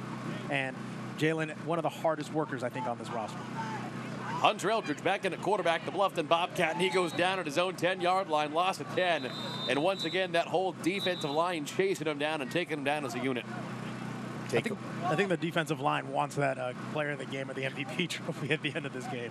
I mean, we got two new guys in right now. You got 52, Kenny Thomas out of Islands. 59's a new one. He's got that little, is it a Panther on the side? What helmet is that? 59. Who do we got there, Greg? 59 is with KJ Milner out of Bradwell Institute. It's been a while since I saw a Bradwell helmet. But let me tell you, that name, KJ Milner, everyone who watched that second game of the year for us on the Friday Night Blitz, Coach, he was blitzing the quarterback for Liberty County. He jumped up. The quarterback tried to throw it over him. He caught the ball the quarterback was trying to throw away when he was being blitzed and took it into the end zone on a pick six. I remember the highlight. That's when everybody was jumping ship on Liberty County, too. I think that was the moment where they got it together late in the year, but Rex, go ahead. Bradwell pretty much just said, oh, by the way, we're a legit team this year. And KJ Milner was the one who started that. Basically on that play, on that pick six, that's where you're like, wow, Bradwell is not messing around anymore. Ross, and when we spoke to Ross Couch during the season, he knew the reputation that Bradwell had and accepted the challenge, and he was excited to see the kids buy into what he was selling, and you see where they're at now. But just think about it. You guys are talking about all these programs, and they all have first-year head coaches, too. Yeah, Ross. Yeah. Something's going on there. Certainly. All right, 30 seconds to go. And second down and more than 20 yards here to go for Team Lowcountry. Eldridge on play action. He undershot his man coming out of the backfield. And that'll be third down and a country mile. But look who was in his face. Number 66. Shocker. That's Taquan Washington. Yeah. I'd get rid of the ball pretty quick, too, if I saw him in front of me. I'm sure if I was a coach, I was like, Coach Stroud, you had that on your roster? All I can do is nod his head. Yep, I was very lucky to have him. Well, and Coach Stroud on the sidelines, I'll tell you, a guy who has been one of the most legendary coaches here over the last decade or so in the Coastal Empire, got offered the chance to coach, what was it, running backs and tight ends this year for this team. He said, heck yeah, I still want to be a part of this. Well, you still want to coach position. Yeah. Up the middle goes Cam Adams out of May River, one of the fastest guys they have. He's not going to get as much as they need, but it does put him back within 10 yards. The clock will run, and that may be it for the first half today at the Blitz Border Bowl. We'll see if they try to run one more play. It is your California friend on the sideline taking stats from the Savannah Morning News. Dennis Knight from the Savannah Morning News, our partners in this game. 3 seconds on the clock. They're not going to get a chance to get it off. And that is the first half at the first Blitz Border Bowl here at Pooler Stadium for WSAV and the Savannah Morning News. At the end of the first half, Team Georgia Coastal Empire 6 and Team South Carolina Lowcountry 3. Halftime show coming up after this on WSAV.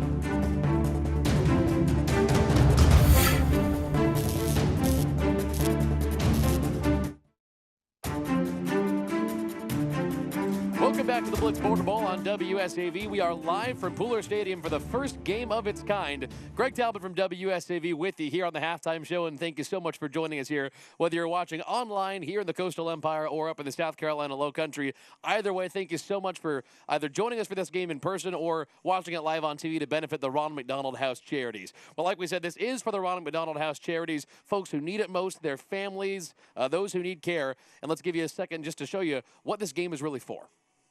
We were just, blown away, very excited. We knew of a similar event that was benefiting the Ronald McDonald House in Augusta, and we were, of course, very jealous and knew we couldn't be a part of that. And when Mark came to us, we were just floored and excited. And I can't tell you, all the families are excited. We've got people coming out to see it. I think it's going to be an amazing thing.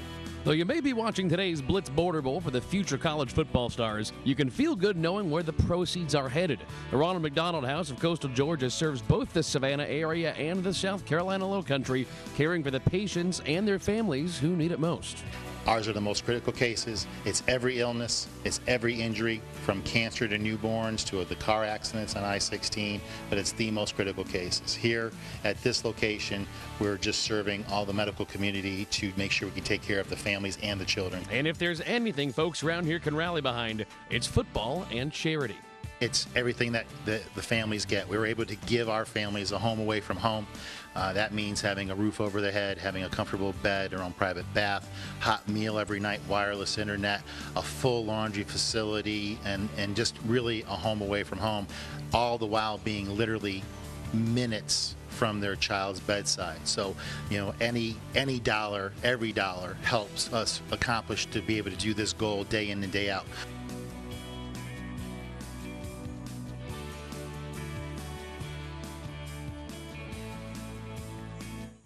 So So once again, the proceeds from this game between us and the Savannah Morning News will go to benefit the Ronald McDonald House Charities of Coastal Georgia. Of course, not only does that serve Georgia, it goes all the way out to Statesboro, up into the low country of South Carolina. This whole region, they provide folks to people and their families who need it most. Well, fans, we also want to let you know that today's game is brought to you by Honda, your Savannah and Low Country Honda dealers. Now is a fantastic time to buy a new Honda. Visit SavannahLowCountryHondaDealers.com today to see what is new. It's a quick halftime show today on WSAV. Only 6 minutes until the second half kicks off. We have your first half highlights, analysis, and more right after the break.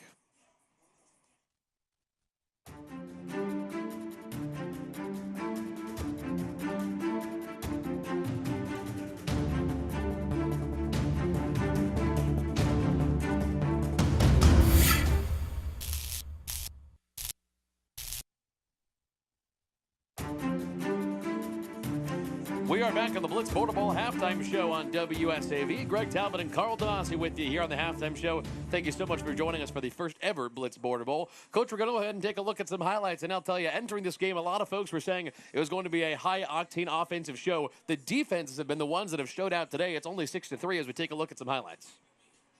Oh, right there. It's been all field goals. I mean, our 3 scores have been 2 field goals by Mr. Petrino from Richmond Hill, and of course, the South Carolina, the Low Country kicker. I mean, right here we got a counter. Toot Johnson had one of the best runs out of Effingham County High School right there.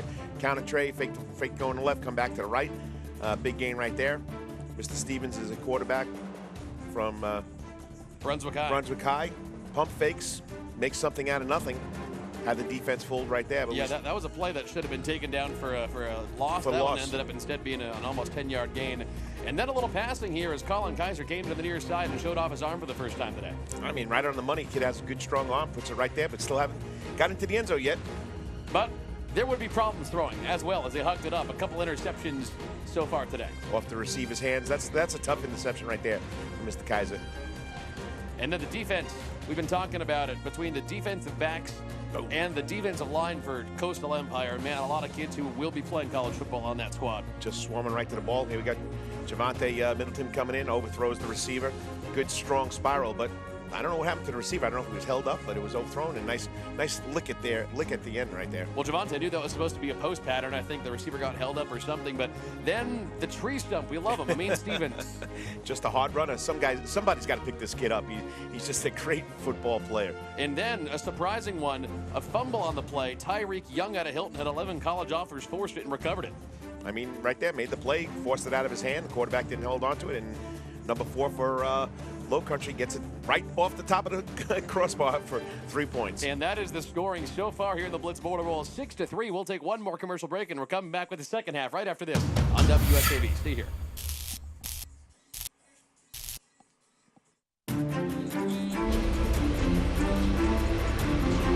Guys, welcome back to the Blitz Border Bowl. We're just entering the third quarter, but now here with Chase Paterno with Centos, one of our great sponsors of this event. Chase, why was it important for you guys to be a part of this? Yeah, it was a no-brainer. When we were approached to sponsor this event, and we found out it was with the Ronald McDonald House, that made it easy. My team all came together, raised money, and we combined charity with Centos and football. It's a win-win. We want to be known more than just uniforms and facility service products. We want to be known as a company that gives back to the community, and this was a great way to do it. Seems like football, tying football with this community, using that as a tool to unite all of us was the perfect fit, right? It was. I'm a Clemson guy, so I'm from South Carolina, but I live in Richmond Hill. We have a lot of players on the Georgia side that are from Richmond Hill. So to give back to charity and watch both South Carolina and Georgia go at it is an awesome experience. Seeing this game is a little bit, lifts up the sting of that Clemson loss, right? It does, and I felt for the Dogs, but they'll be back just like Clemson was, and we'll both be raising that national title banner. So, well, Chase, thank you so much for being a part of this. We'll send it back up to Greg up in the booth. Hey, thank you so much, Rex. Again, that's Rex Castillo, WSAV sports reporter down on the sidelines. And Rex, I see you got to come back up to the nice warm press box after the interview. We don't even need jackets in here. So Greg Talbot and Carl Damasi up with you here at Pooler Stadium. Thank you so much for joining us for the first ever Blitz Border Bowl. Coach, we just showed some highlights. Now let's talk about what we're going to look for in the second half. We saw a lot of quarterback switch-offs. Obviously, when you bring quarterbacks into this game, you want to make sure everyone gets the playing time they deserve. But I think in the second half, we're going to see a little more connection on offense. Well, that's what we're hoping for. I mean, you know, offense sells tickets in the stands. Even though I'm going to go off topic here, this is a great turnout. Great crowd. I mean, great turnout. Looking at these people out here in the stands, great turnout. And you know, it goes to the Ronald McDonald House. But anyway, yeah, we want to see the offense and defense gel, and that's what we're missing. The defense has been gelling. The offense has. The defensive line for both groups has been really outstanding. And tell me if I'm wrong, Coach, because again, you coach football for a long time. You're more adept at the idea of handling postseason All-Star games. It seems to me that it might be a little bit easier if you're trying to organize a defense. Just say play cover 2, play cover 3, send your front 4 guys to rush every play, and that's easy. Designing plays on offense, like Ken Cribb is trying to do, the offensive coordinator for Team Coastal Georgia, he tries to run a more intricate offense. We're seeing some run-pass options. We're seeing some deep play-action post patterns. I think sometimes, based on what I'm seeing, you're telling me if I'm wrong, the more intricate you get, the harder it is to put together in a couple of practices. No, you know, I mean, you're a smart young man. It's repetition. Offense is repetition. And when you don't get a chance to, you know, repeat the plays over and over again, there's Ken Cribbs right there on the screen, right there himself. If you don't repeat those plays, run those plays over and over again, the consistency is not going to be there. It's going to take time. With defense, you tell a kid, hey, you got this A gap, you got the B gap, and if you want to know gaps, and the gaps are the spaces between the players. I mean, you know where you're going. Where offense, if you don't have that little, you know, that intersequency, the coordination, the cohesiveness, it makes it tough. And when you run those, you know, special, you know, spread the field plays, it's going to take time. Certainly does. So I do think, Coach. So I'm not telling you wrong. You're right. No, I know. I think we'll see a touchdown or two here in the second half. Is my feeling. I think we might see a little more simplified offense. We might see a couple of school-to-school guys. We might see some guys from kind of connecting. You know what I mean? I think we might see the guys running behind each other from the same schools, kids passing to each other from the same schools. I'm waiting for you to get excited so I can step on you. You're good. No, but yeah, I think you're going to see teams connect. And once again, too, you know, kids are playing with new kids, so the chemistry is not there yet. So that's on the offensive side of the ball. There's no chemistry yet. Hopefully, the second half you'll see it now. And we did have a little bit of a trouble, at least in the last couple days here on the Georgia side of the border. We had some serious rain the other day that did knock out what was going to be the final practice for Team Georgia.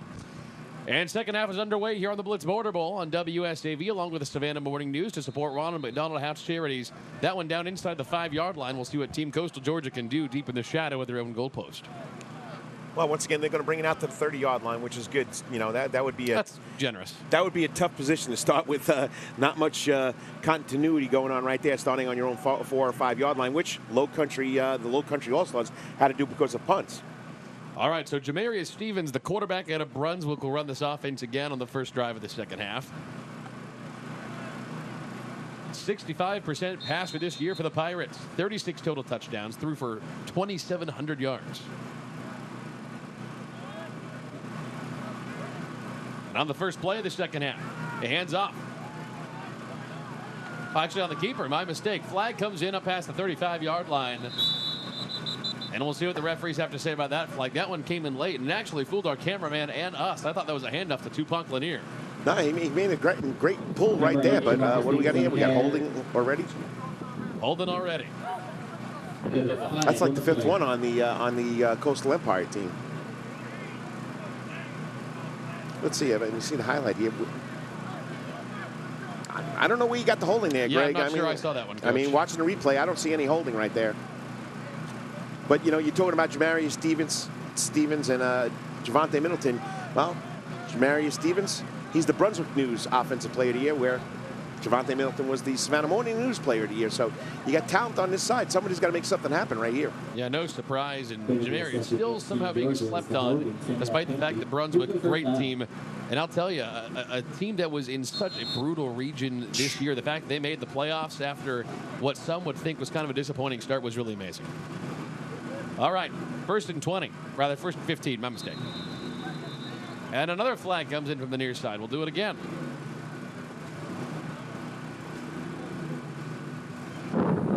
Prior to the snap, offside, defense. And they will get number those yards 15, back, Coach. 33. 5-yard penalty remains first down. Offsides on the defense, so let's give it back the other way. Well, half the yards. They're not going to get all the yards. But, you know, you're talking about the Glen, the Brunswick, the Richmond Hill, the Effingham County Division. That's like the old NFC North, the old black and blue division. All right, 1st and 12. And let's not forget another team that made a splash this year in that division in Bradwell. Pitch up the middle it goes here for Toot Johnson out of Effingham County. He breaks it along the far side. Johnson stays in bounds and is pushed out across the opposing 35-yard line.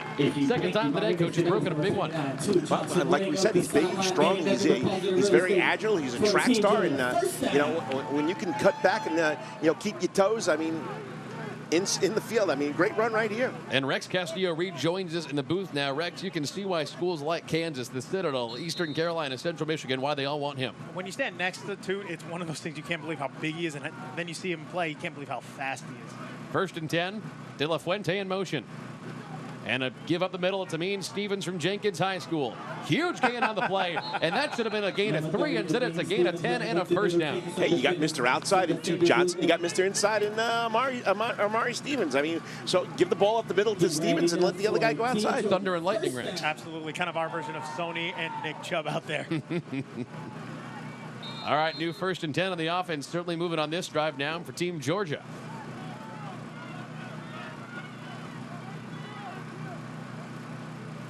Stevens evades the grasp of Tyreek Young and now hits Jalen De La Fuente. Inside the 15-yard line, he bounces up toward the 10-yard line. And for such a skinny kid, man, Rex, he's got some power. All the heart in the world. You can't measure that. And if you hear one section of the stands absolutely roaring for him, he pretty much brought his entire family out here. And that's a kid who absolutely deserves a chance. One of the kids who wanted to learn from kids like Sam James, from Javante, on what it takes to get one of those big D1 offers. And a guy who will do anything for his team. Last year, he was a receiver and running back. This year, played quarterback for New Hampstead. A kid who just loves the game. And got him to the playoffs. 1st and goal. Amin Stevens coming around the back end. Fights forward, down inside the 5-yard line. And now Team Georgia lined up for what could be the first touchdown of the day. And here's one of those intricate plays that you're talking about was, you know, a counter play. Fakes the inside to Toot Johnson, gives it to the other side to Stevens, and big play right there. Coach Cribbs got him rolling. I would argue that his yards after contact is the highest in the area. Certainly could be. Okay, so now we have Toot Johnson on the left, and Amin Stevens on the right, 29 and 30. Anytime you bounce off a tree, you got to give him more yards. De La Fuente in motion. Here's Toot Johnson. The Effingham County Rebel is into the end zone for the first ever touchdown in the Blitz Border Bowl. You know, it's even more special. You got to love the name, too. Let's take a look again for the Effingham County Rebel. And who's he following? I think Stevens leads him through the hole and takes somebody out on this play. There he is, right behind number 30. Behind the tree stump took down 2. Took down 2. Timber. You got to watch those rolling logs. You know that. All right, so there's Matt Lazat. Got to be happy that his team is finally on the board, talking to his high school's very own Sam James. And Petrino boots it through. Oh. No, off to the right side. My mistake. Not very often you see Joseph Petrino miss the kick, but 12-3 is our score for now. And I got to say, Carl, based on the couple of runs we'd already seen, Toot Johnson break, I would say he deserved that touchdown. Oh, yeah. I mean, he's the one that made the play happy. I mean, he had that long run, and that's where you got a coach that, let's give it to the kid that got us there. Let's give the rock back to the man that got us there. And Lazat called, offensive coordinator Ken Cribbs gave it back to Mr. Johnson right here. So a fun trivia question. Who will be the first ever touchdown in Blitz Border Bowl history? That would be Toot Johnson from Effingham County. Who made the block, though? That's even better trivia. There you go. See, there is the reliable coach, Damasi. Always wants the hog. Always wants the hog. Wants the guys who do the dirty work. And you know what? Rightly so. And actually, Coach Damasi, who was your group, like the players of the year on the Tuesday Blitz Countdown, was the Warriors offensive line. The Jenkins offensive line. And I think Javante would totally back up that claim. He did on Twitter. He did. He's got to go buy some isotonic gloves in this weather. Oh, sorry, that's Dan Marino. That's a long time ago. Whoa. You don't remember? You remember isotonic gloves? Dan Marino used to give them to his offensive linemen. I mean, keep their hands warm so they could block them. You guys are too. You're still. I was going to say, Rex, you're older than I am. You take this one. You know what? You're still kids. You're still kids. Maybe I saw as long as you remember Keith Jackson, I'm pretty impressed. That's good. You're welcome. All right. So I know. The California boy here. You got to know the Rose Bowl. That's right. All right. Here's the kick from Petrino. Nice. Showing off that college boot down to the 5-yard line inside the 10. All right. So Joseph Petrino obviously responsible for 6 of the 12 Georgia points so far. But I got to tell you guys, let's talk once again briefly about Toot Johnson before we start talking about Team Lowcountry again. I remember when I first came to Savannah, and I was asking folks around, including Coach DeMasi, hey, who are the future college stars of this area? He said, look up Toot Johnson at Effingham County because that Rebels kid is a stud. I went looking online. The entire ECU fan board had a post dedicated to him. They're saying, look how jacked this kid is. Look how ripped he is. We need this kid. ECU made him an offer. He has still not decided where he's going to play. Greg Talbot, when I arrived here, Greg was the same guy. He's like, who should I look out for? And he said, Rex, just look out for Toot. And absolutely every Friday night we saw the kid play, it was electric. All right, Cam Adams out of May River takes the first handoff of the second half for Team Lowcountry, gain of 1 yard. I mean, he takes a shot on that run by number 10. I don't have a number 10 on the Georgia Coastal team. Who is he? There have been a couple different roster changes at the very last minute. That was Lamont Trent out of Wayne County. What a job Ken Cribb as a first-year head coach did at Wayne County. Completely turn around the program, given that program new life in just 1 year. 2nd and 9 yards. 2nd down and 9. There's a lot of first-year coaches we can talk about at new programs. Give up the middle. Not much doing as the defensive line there to stop him. But, Rex, I do want to touch base on what you said about Ken Cribb because if people hear the term first-year head coach, you might think it was his first year as a head coach. He was a legendary head coach up at Bluffton High School for a long time. Got the Bobcats just his previous year to a Final Four, lower state championship. Decided, hey, I'll go be the athletic director. I'll go be the head coach down in Wayne County. It's a new challenge for him. He wanted to be an athletic director. And I'll tell you, in just 1 year, he got him not only to a region championship, also double-digit wins in a playoff. Incredible turnaround, and a guy who loves the trick plays. Whistle blows the play dead on 3rd down. Back at the line of scrimmage. Prior to the snap, false start, offense number 62, 5-yard penalty, remains 3rd down. But you guys are talking about Ken Cribbs, okay?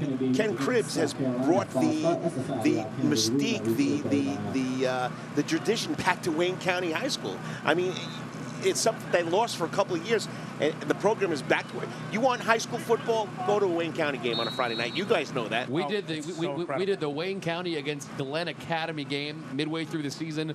That was one of the biggest high school football games I've ever been to, Coach. Bobbled snap on the ground. Let's see who recovered it. I think Lowcountry was able to get it back. One of my favorite stories I did with the Ken Cribb team was last year when he was at Bluffton head coach. He had this package called the Meat Wagon package. Man, yeah. And when you take a 300-pounder like Jabias Johnson, hey, you be the running back in this, and there he is. And just a guy who opens up his imaginations, let the kid have fun. I asked him point blank at Wayne County, why do you do this? You don't have to. Like, well, honestly, to keep the kids entertained. It's fun. They don't want to be bored. Yeah, you just have fun. Well, he called it the meat package. I used to call it the jumbo package. Did you have 300-pounders running it, Coach? You got it. All right. Kick down to around the 40-yard line. And that's where Team Coastal Georgia will pick it up. So we just saw, go ahead, Coach. You always got a kid that wants to be the star. That's we're talking about the Hogs again. That, believe it or not, if you put him in the backfield and he weighs 300 pounds, that's some guy that you're not going to be able to move out of the way, or some guy that's going to get the ball and take people on his back. Hey, Refrigerator Perry, remember him? That's right. All right, Javonte Middleton back into quarterback, Team Coastal Empire this year as the Jenkins quarterback. Threw for over 2,000 yards, 17 touchdowns, also ran for 11 touchdowns. So one of the true dual-threat quarterbacks in the area. But interesting, Coach, despite the fact that he runs so much, listed as a pro-style quarterback in a lot of online recruiting databases. Well, that play's going nowhere. Nothing happening. Coach, go ahead. He just knows how to step up in the pocket and read the defenses. That's what you want in a pocket pass. Somebody that'll step up that doesn't have happy feet or quick feet and runs out of the pocket. He'll stand in there, he'll stand in the pocket, and he'll wait to the last minute to get rid of the ball. So a little note, guys, Javonte Middleton is actually playing a little under the weather. He was pretty sick during practice all week, but still, as a competitor, wanted to be out there and show his best with the Coastal Empire. Great tackle. We want to also point out on that play by Sarah Musgrove out of Battery Creek. On 2nd and long, Javonte will show off the arm. Nearly intercepted, but it's caught. It's Maurice Smith out of Richmond Hill, a gain of nearly 20 yards. That's the one you're saying, no, yes! But watch his feet on the replay. Watch Middleton's feet. You know, he's keeping his quick feet. He's staying in the pocket. He's not running. Watch, he's stepping, and then he sees what he wants. I know it's a tip ball, but, you know, it might have been intercepted, but hey, the kid stood in the pocket and made the play happen. Maurice Smith doesn't want to get lost in the shuffle when we talk about Toot, and the mean Stevens wants to make an impact on this game. Just did. New first down and 10.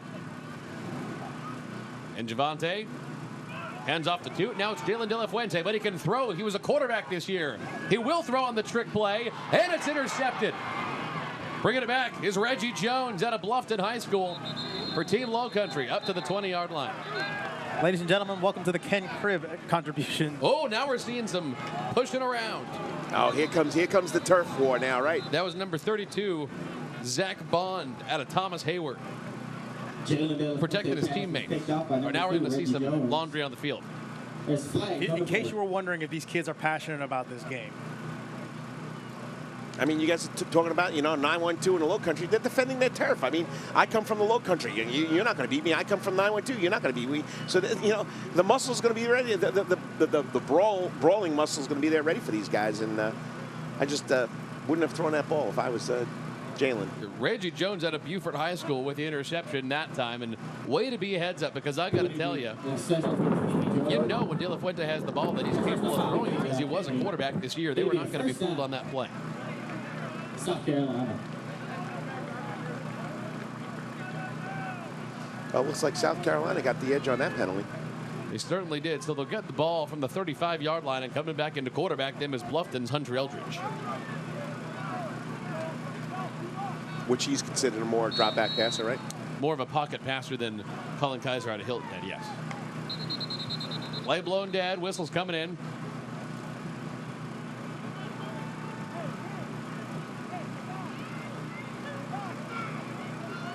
Offside. Offside. Defense number 32. 5-yard penalty remains first down. Jordan, it's a 5-yard penalty. 5-yard penalty, first down and 5. First and 5. Here comes Kylie Middleton out of Beaufort High School. Powers ahead. He's got the first down. And I'll tell you, Rex, just a year removed from one of the great running backs they'd had in recent history at Beaufort High School, and it was Wyatt Sherpensky. White Lightning is what they called him. Just a year later, not only was he seemingly as good as Wyatt, there were some ways where he was actually even more electric runner. Hand off up the middle, 2-yard gain. Completely agree. And when we spoke to him in the preseason, those are some big shoes to fill. You can't just step on I'm going to be the next Wyatt Sherpensky. He learned so much from those two, from Wyatt and from Cummings, that he felt ready to be the next guy, the next dude up there in that running back factory up there in Beaufort, and he did a fantastic job. Second down and 8. Back to Cam Adams out of May River, and absolutely clobbered at the line of scrimmage. Huge tackle by Nico DaCosta out of Richmond Hill. Over 100 tackles this year, the Wildcats' leading tackler in 2017. Laid the wood there, Coach. Oh, he brought it. He's always been a standout. We've been watching him for a couple of years. Nick DaCosta, I mean, outstanding linebacker. All right, so third down and 7. And there's also one more thing I want to make sure to talk about before this game is over, guys. Cam Adams taking some of the carries out of May River High School, a team that in 2016, their very first high school football season, didn't do very much. Coach, they came very close to surprising a lot of people in their second year in 2017. As Eldridge lets one rip into double coverage. This could be bad. Tipped away, and that one incomplete. Come on. We're on Williams Island right there. There's no way. There's no way. I mean, he turns and runs with the receiver, and if you watch the replay, when the receiver looks, he looks, I mean, textbook way to play defensive back right there. And the kid's going on to college. He's not even in college yet. But Coach, Rex, I do want to talk about that really incredible season that May River had. Again, they didn't win all their rivalry games, but they competed a lot better this year, and they came, I think it was within a field goal of beating Bluffton in week 2. I was just about to say I was at that game with May River versus Bluffton, and expectedly, I had my expectations kind of low for May River, but you're absolutely right. They took some giant strides this season, and it should be sooner rather than later that we see May River being very, very competitive down there in the Lowcountry. Lowcountry to punt. Down around the 10, toward the 5. Sam James will let it go, and we've got 5 minutes and 14 seconds to play here in the third quarter. Any other major Lowcountry storylines that we want to make sure to touch on? I knew we wanted to talk about May River, but we'll talk about that after the break. I actually want to ask you guys about Beaufort High School and the future of that program. That's coming up on the other end of this commercial break on the Blitz Border Bowl, 12-3 Georgia.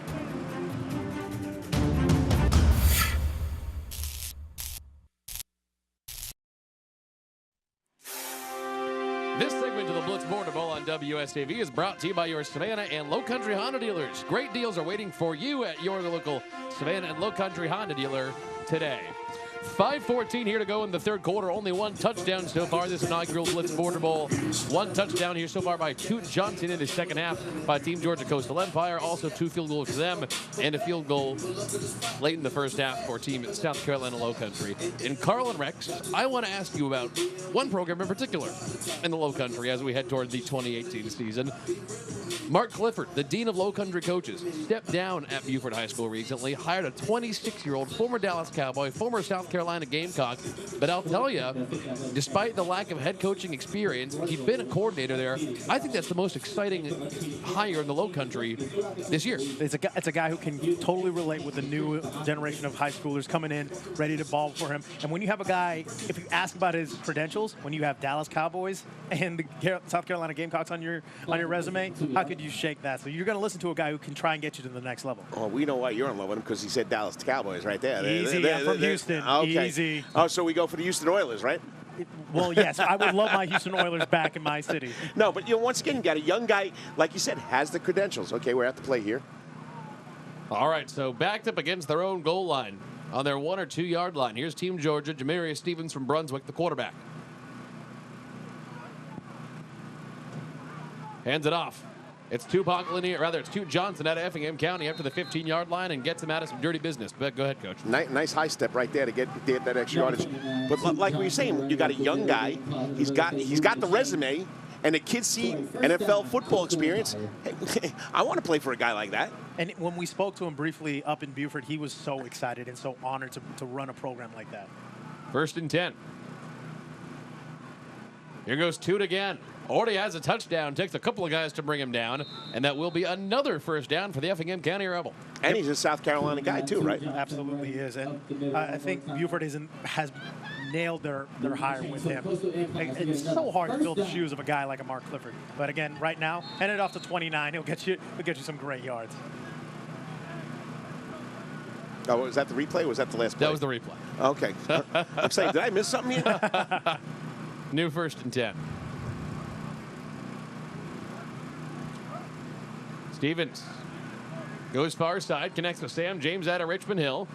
A couple of guys takes to bring him down, dives ahead, turns that into a gain of 6 yards maybe. You're still waiting for a big play out of one of the wide receivers. I mean, yeah, I know Tyrone Scott not playing today, sprained ankle, but you're waiting for James to do something here. Well, tell me if I'm wrong, Coach, especially in an all-star game like this where you only have a handful of practices. It's just cover 2 or cover 3, and it's not like they're blitzing any safeties. So going deep and fitting that into a pocket might be difficult for a quarterback, right? Yeah, because you got 2 over the top. Right. Unless you're Alabama. Easy. That wound is still fresh, Coach, as Toot Johnson bounced ahead, makes it 3rd and 2. You know, Tua made a great read. He looked, when you're playing cover 2, you have somebody that's the last line there. He looked the other way. The free safety bit it. Hey, great play right there. You can throw against cover 2, but people don't believe that. You can do it if you're taught the right way and you practice it the right way. Then you got to shake the corner right off the line of scrimmage to get behind him. Yeah, that's true, too. But, I don't know what the defensive back was doing. He just let him run down the field that easily. Speaking of runs, I think Toot Johnson's making a run for that first ever Blitz Border Bowl MVP of this game. Uh-oh. As of right now, it would be he or Joseph Petrino. Rookie jinxed him. You don't say any names yet. You can't say any names yet. We still got a whole quarter to go here. All right, we're going to get a measurement. All right, who's got the white index card? We're going to get a measurement here. Yeah, who's got the white index card? That's true. Oh, he's pulling it out. Oh, no, I'm telling you. No, but Toot Johnson is the leading candidate right now in my book. I would say so.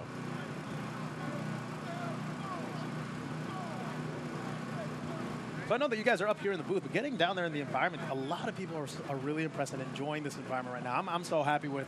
You never know how these things are going to go in the inaugural year, but look at this crowd. It's great to see everyone support these kids. It's also a celebration of everyone who supported these players as they went through their high school careers. Great crowd on hand, certainly today in Pooler, Coach. And we thought the weather would force them not to come, but they're out here.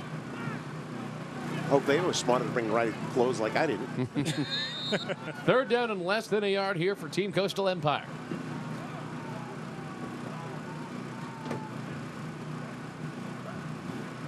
They'll give it to Amin Stevens. Pitch up the middle.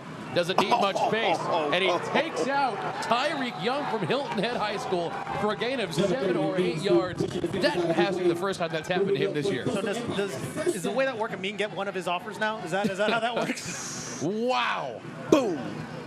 Truck stick.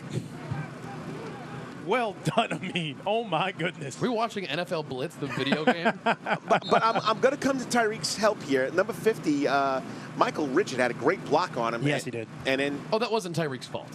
Yeah, no. Totally wasn't not all his fault. Not his fault. And Tyreek fault. also had a sack and a fumble earlier in this game. He doesn't need to defend himself. First down, into coverage. That one intercepted. Well, actually, no, not intercepted. It came up just short as Reggie from Beaufort nearly had the pick. Now, we've been talking a lot about this D-line, but what a performance by the secondary, too, putting a lot of pressure for Jamarius and Javante. I'm telling you right now, I'm impressed with Lowcountry. I really am. It's the first time I'm seeing a lot of these kids. I mean, 2 years ago I watched May River, and we were talking about May River and some of those games on the Thursday night Blitz games of the week. It was tough watching it, but noticing this year what they did from that previous year, I mean, just the improvement is evident.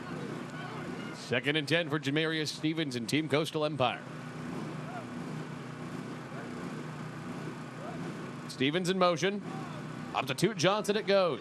Already has a touchdown, and he turns that into a first down. Just give the man with the rock that's doing the job. Lead the beast.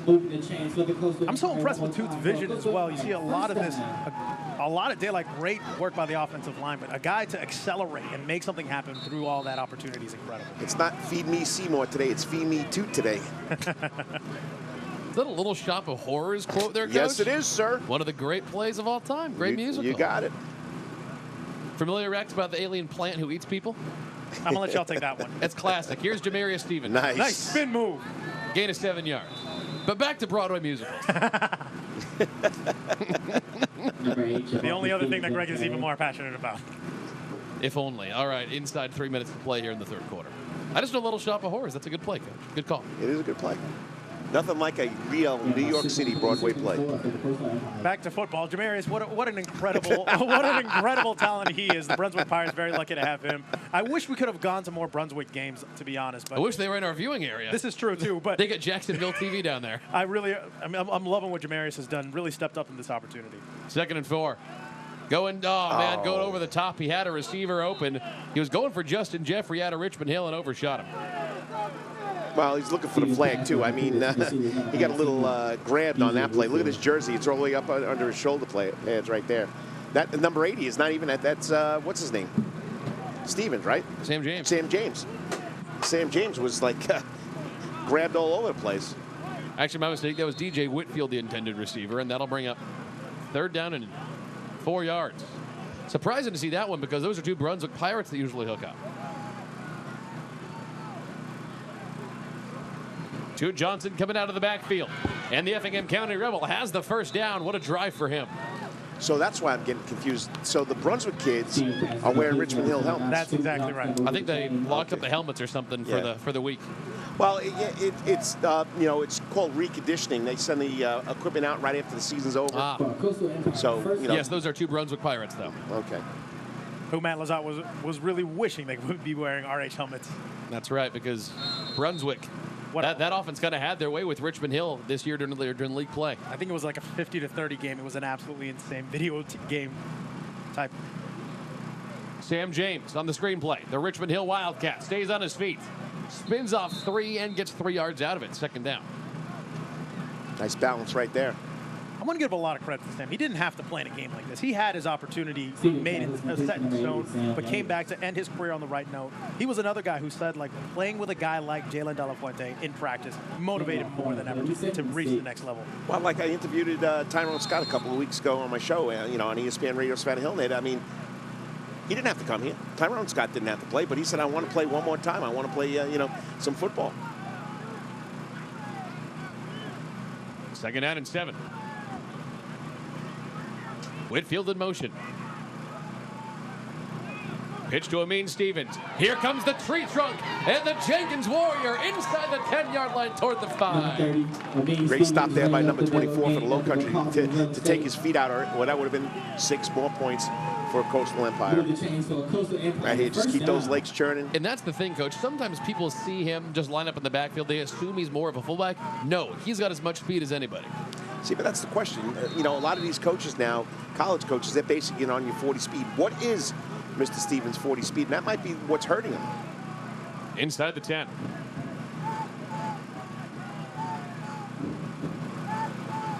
Stevens throws for Sam James. Got a hand up, no flag. That'll bring up 2nd down as he was going for the future West Virginia Mountaineer. Got it to the outside shoulder. James just couldn't pull it in. Sam James. Just like a big game coming up after this on WSAV, right? That's right. We got the Falcons playoff game. And if you can't get it on WSAV, get it on in your car. That's right. ESPN 104.3. Plenty of ways to catch a full day of football. In between this game and the Falcons game, you can watch our Behind the Blitz high school football documentary to see how this all comes together. Here's Amin Stevens out of Jenkins. And the Warrior gets down inside the 5. Couldn't quite get the angle, Coach. Well, they're doing the right job. They're just taking his legs out. That'll bring up 3rd down and goal from around the 4-yard line. Well, you're the offense coordinator. You're Ken Cribbs. You give it to the man that brought you down here? Well, they gave it to Toot after he brought him down, so I bet they go back to Amin, right? I would go back to Amin, too. Let him have it? Let him have it. Some big boys on that offensive line for the Coastal Empire team, too. Certainly. Including Tim Moore out of New Hampstead. He's a college prospect. Johnson and Stevens in the backfield. Whitfield in motion.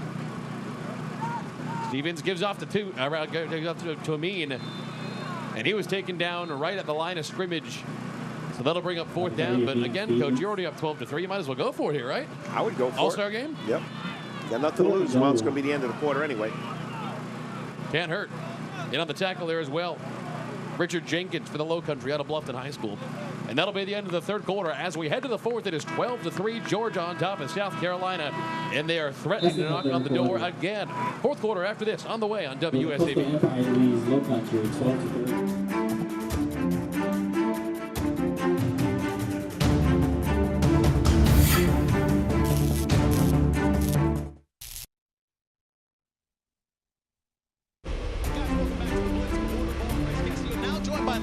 With one of our partners with Optimum Sports Medicine. Lyle, thank you so much. Why was it important for you guys to be a part of this?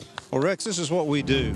Optimum's got a long history of providing high-quality orthopedic health care for non-athletes and athletes alike, and we're just very proud to be a supporting sponsor for the inaugural Blitz Border Bowl in support of the Ronald McDonald House. A lot of these kids that are playing today are schools that we cover, and so it's just a natural fit for us. One of the most important staff members out here with Optum, taking care of our kids and our athletes as they compete today. Thank you so much, Lai. I really appreciate it. Let's send it back up to Greg in the booth. And we are set to begin the 4th quarter of play here on the inaugural Blitz Border Bowl, presented by WSAV and the Savannah Morning News. Team Coastal Empire on top of Team South Carolina Lowcountry, 12-3. It is 4th down and goal from inside the 5-yard line as Georgia tries to go up another touchdown. The snap is bobbled by Jamarius Stevens, the Brunswick quarterback. He's going to try to keep this play going. Let's see what he does. He throws it back for the end zone, into coverage. That one nearly caught by Sam James, but it's incomplete. I'll tell you, Coach, what that was supposed to be was a pitch to Toot Johnson. It was supposed to go to Toot Johnson, yes. Kind of a bummer way to end that great drive, though, don't you think, Coach? Oh, yeah. I mean, definitely. They had all the makings of putting another 6 to widen the lead here. It's 12-3 with 11:48 to go. Could have been a big boost to their morale. But like you said, a bad pitch, or he didn't think he could get it to Toot, so he had to make something out of nothing. Not sure if we can get that on a replay, but I'll tell you, I think he would have scored on that play as well based on the blocking he had. He just wasn't able to haul it in. I think it was a high pitch. Let's take a look again. Yeah, bad snap. It was a bad snap, actually. But you saw that he was going to turn around and give it to Toot. Yeah, he definitely was. But good awareness just to throw it toward the end zone. Nearly, could have been worse. Had the numbers 3-on-2. 3 red jerseys. Tip ball drill. So Colin Kaiser out of Hilton head back to quarterback them in the shadow of their own goalpost. Handoff goes up the middle. Flag comes in from the secondary. Kylie Middleton gets to the 4-yard line, the Buford running back. And welcome to Mr. Hall's world from Glen Academy. I'll tell you, that kid can hit, can't he, Coach? Oh, yeah, that was a picture-perfect form tackle right there. Let's see what the referees have to say. We got illegal defense, number 2, red blitzing. That's a 10-yard penalty. It remains first down. Illegal defense. Well, they're supposed to be in a 4-3 front. Called for blitzing. Oh, they called it for blitzing? I guess. Well, of course, this is an all-star game that's against the rules. Yep, both teams will run a 4-3 defense and no stunts of blitzing from depth. That means if you're not within 3 yards of the line of scrimmage. And, Coach, for folks at home who might not know what stunting means, what does that mean in terms of all-star games? That means you're switching, you're sliding, you're moving. It's supposed to be straight ahead. Middleton, the Buford Eagle. 5 yards on the carry.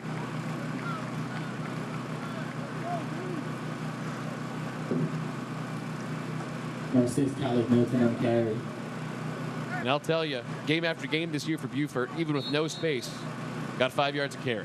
2nd and 5. 2nd down and 5 coming up.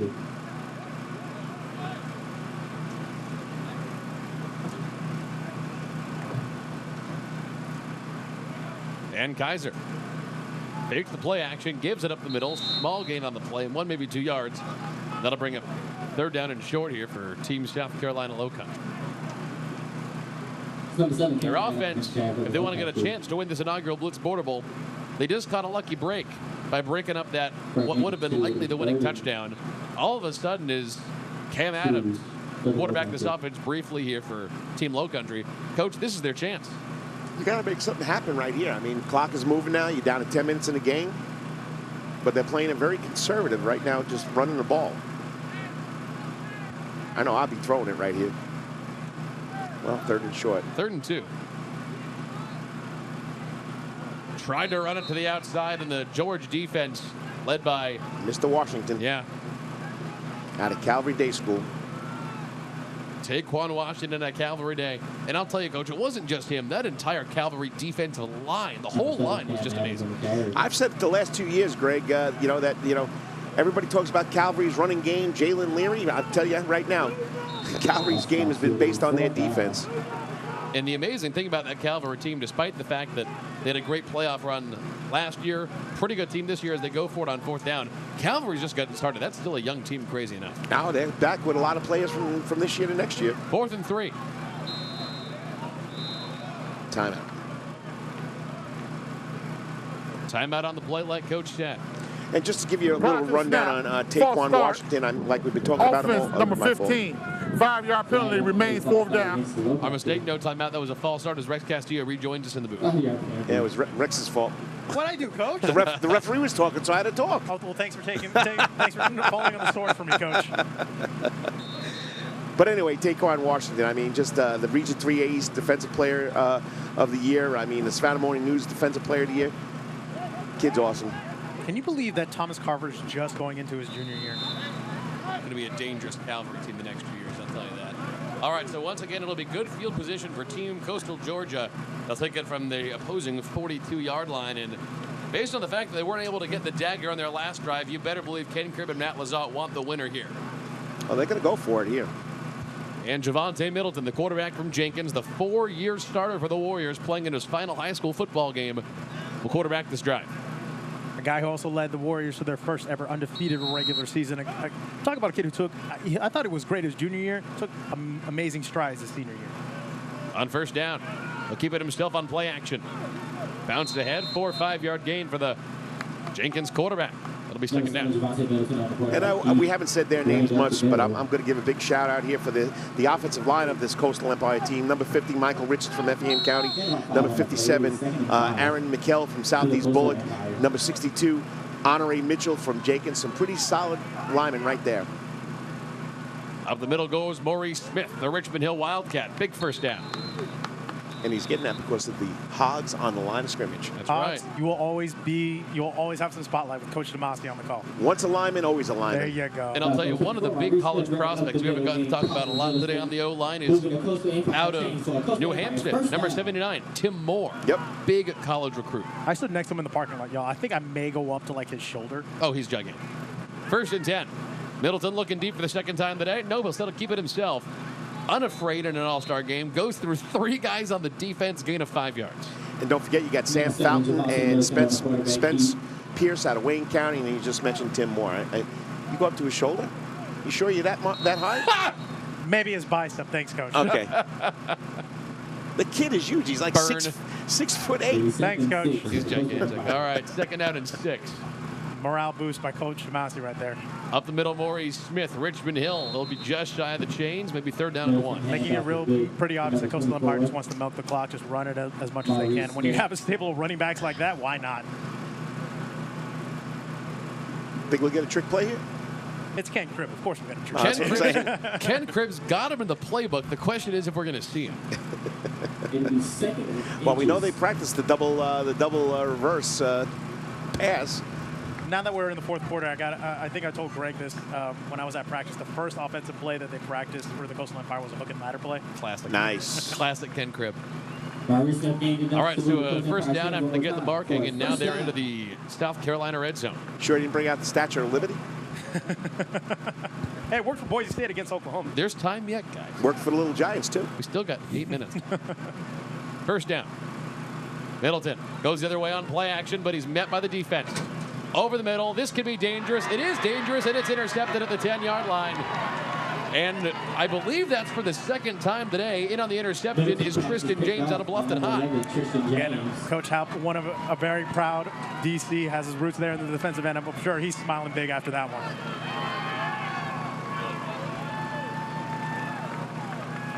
So now another late chance for Team South Carolina. I got to admit, for those of you just joining us now, I thought Coastal Empire had this one in the bag looking at the rosters. But the Lowcountry, I have to apologize to you, to your viewers.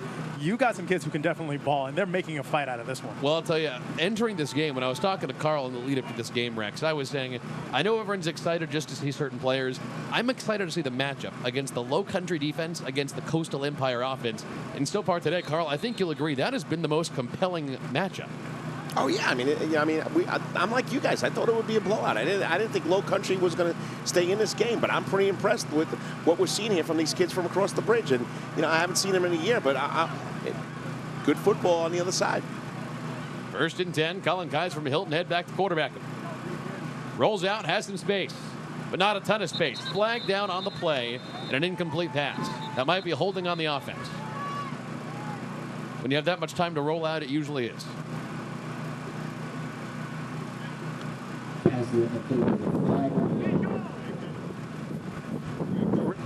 Guess not.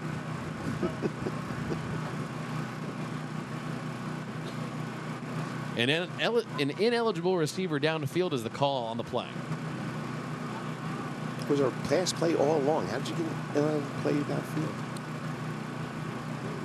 This is old school. The White Hats asking the kids what they want to think. And that'll move him back. Like you said, that was against Team South Carolina Lowcountry. Making it even harder here for Colin Kaiser. I think one storyline we have to address also is that if this game started last year, Ken Cribb would be on the Lowcountry side of this whole thing. And we may see more trick plays from South Carolina. That's true.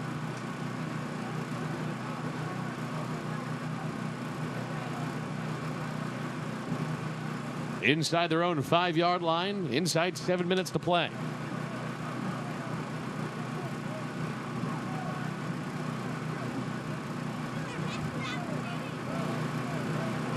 Referees may be talking about the clock because for some reason there, for about 30 seconds, the clock was running during a penalty call. And you have to imagine that's what it was. They're not going to reset it. Well, it looks like they're walking back into position, actually. I think they're just going to run this play. They reset it to 7 minutes. So give it back an extra couple of seconds. Kaiser gets out of the end zone. Flag comes in. Down on the goal line he goes. That wasn't a safety, but a flag was around the line of scrimmage when he was going down. Somebody had to grab somebody on that play for that flag to come right there. Taquan Washington with his hands up in the air. I think holding's the only way you can slow Illegal defense. Number 6 blitzing. 10-yard penalty remains first Illegal down. defense blitzing against Georgia. Second time in the last couple of minutes. Again, in case you're just joining us here on WSAV, All-Star Game rules around here dictate no blitzing. I want to see where he's coming from. They're really just saying run cover 2 or cover 3. This is an all-star game. Right. Here we go. Let's check it again. I can't tell. Happened pretty quick, whatever it was.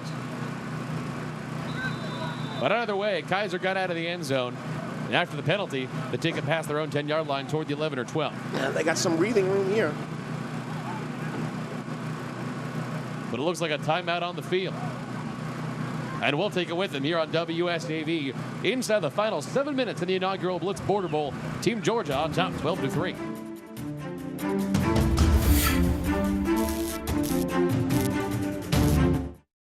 These look great. And this segment of the Blitz Border Bowl is brought to you by your Savannah and Lowcountry Honda dealers in the all-new Honda Accord. Visit your local Honda dealer today to see why this Accord is the most impressive yet.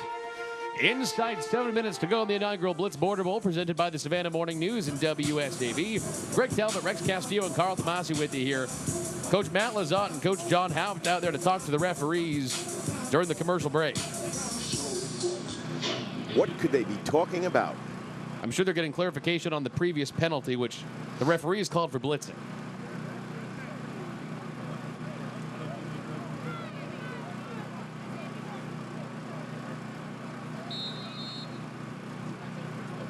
So a new 1st and 10 for Colin Kaiser from Hilton Head. He's quarterback in this offense here in the 4th quarter.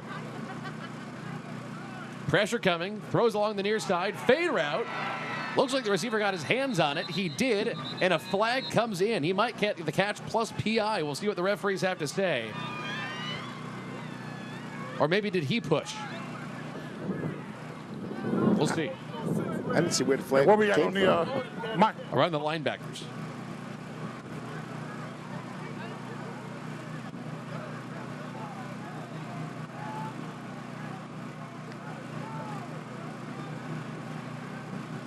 This Georgia defense is moving back like they know it's against them.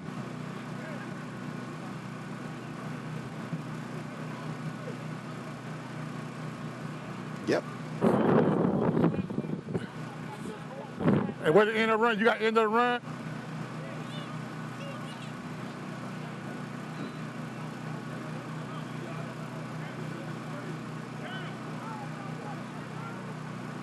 Still working on it.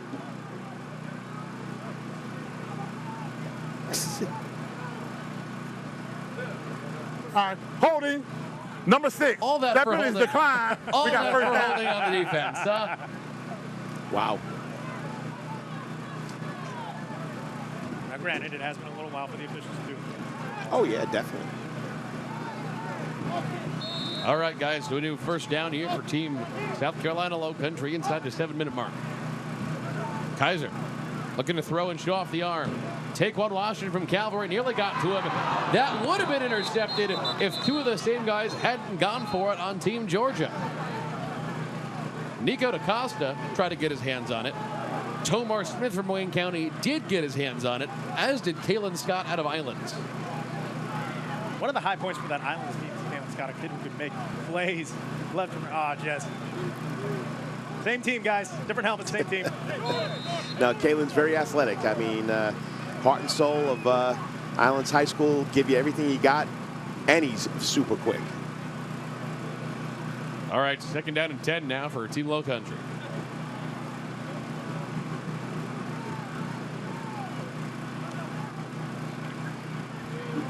Screen play. Up the middle. Nearly intercepted. Nearly a chance for Zach Fuller out of Wayne County to get his hands on it. A little bit late to the party there. And that'll bring up 3rd down and long once again. Wayne County, guys, so much this year. When we talked about Wayne County, we talked about the offense. We talked about Garrett Overholt. We talked about the 7 touchdown passes in the win against Valdosta earlier in the year. They're a rival party. Their defense and their offensive line today, big standout for Team Georgia. And an absolute key to all their success this year. And mention that again. They beat Valdosta on the road. What a great win. To be fair, Titletown, kind of a down year, but still an impressive win. 3rd and 10. Kaiser almost got him to jump. Here comes pressure. Hilton at quarterback. Tips it away. That pass incomplete as he went to Hakeem Jefferson at a Bluffton High, his intended receiver. And 4th down comes up. Kaiser pass is incomplete. You know we're going for it here. 6:23 left in the game. No reason not to. High school football all-star game. This is a kind of chance to throw it downfield and see what happens. I will say, though, the defensive secondaries today have been very stout. Not a lot of passing through coverage. You're looking down at the way just after plays and noticing that a lot of these guys are high-fiving each other. They just enjoy playing with each other. The opportunity, especially guys like Taquan Washington, Ben.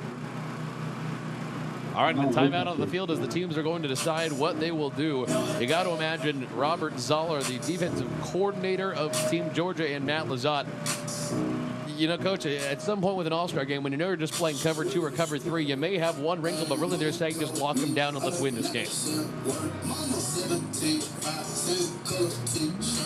Well, you know, you think that's where they're going to go? They just want to lock it down and just get out of here with a 12-3 win? No, I think they want it back. Right. I'll lock them down and say, finish them off. I wouldn't be surprised if someone goes for a pick 6 and tries to get into some defensive highlights in here. And let's hear a team at South Carolina Lowcountry. A team this year that has had a couple big plays today, but has had a tough time sustaining drives on offense. When you look at the Coastal Empire defensive side, you can totally see that. But I really love speaking with Coach House. He got this team to completely buy into the team loco mentality.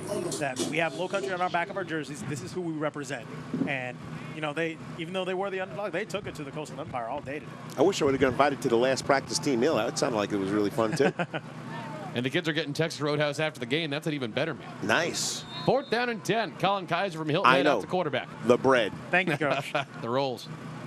Kaiser facing some pressure already. Let's go of it. Incomplete pass. He threw behind his intended receiver, Hakeem Jefferson from Bluffton. That's a turnover. And now one more chance for Team Coastal Empire to put the nail in the coffin. You know, that's a play that, that they haven't been working on together because the wide receiver wasn't even looking for the pass. And threw Kaiser, behind him. yeah, threw behind him. Sprinting down the field. Right. Speaking with both of the coaches, the other thing that I didn't really think of is that a lot of these kids will had to learn a new system extremely quickly, and that's a skill you have to develop when you go to college. 4 or 5 practices. Exactly. So when you go to college, and you get 1 or 2 times to look at this scheme. This is what we're running. Because Sam is going to look at a different philosophy when he gets to West Virginia, and he has to pick that up quick, fast, and in a hurry. 1st down and 10 now for Georgia, trying to put the nail in the coffin. Jamarius Stevens from Brunswick, quarterback in the team. 4 down. They drop into 1 deep coverage. That could be helpful here. Sam James, the catch.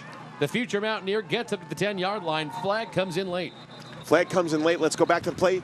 1 out of 3 ain't bad. They've been trying to get in that wide receiver screen all day long. Since the beginning of the game, I think that was the first play of the game. Try to get to Sam James. And just give it to 80. Get out of the way. What he is so good at, too, is finding space when defenders are collapsing on him. Can find a little daylight to make something happen.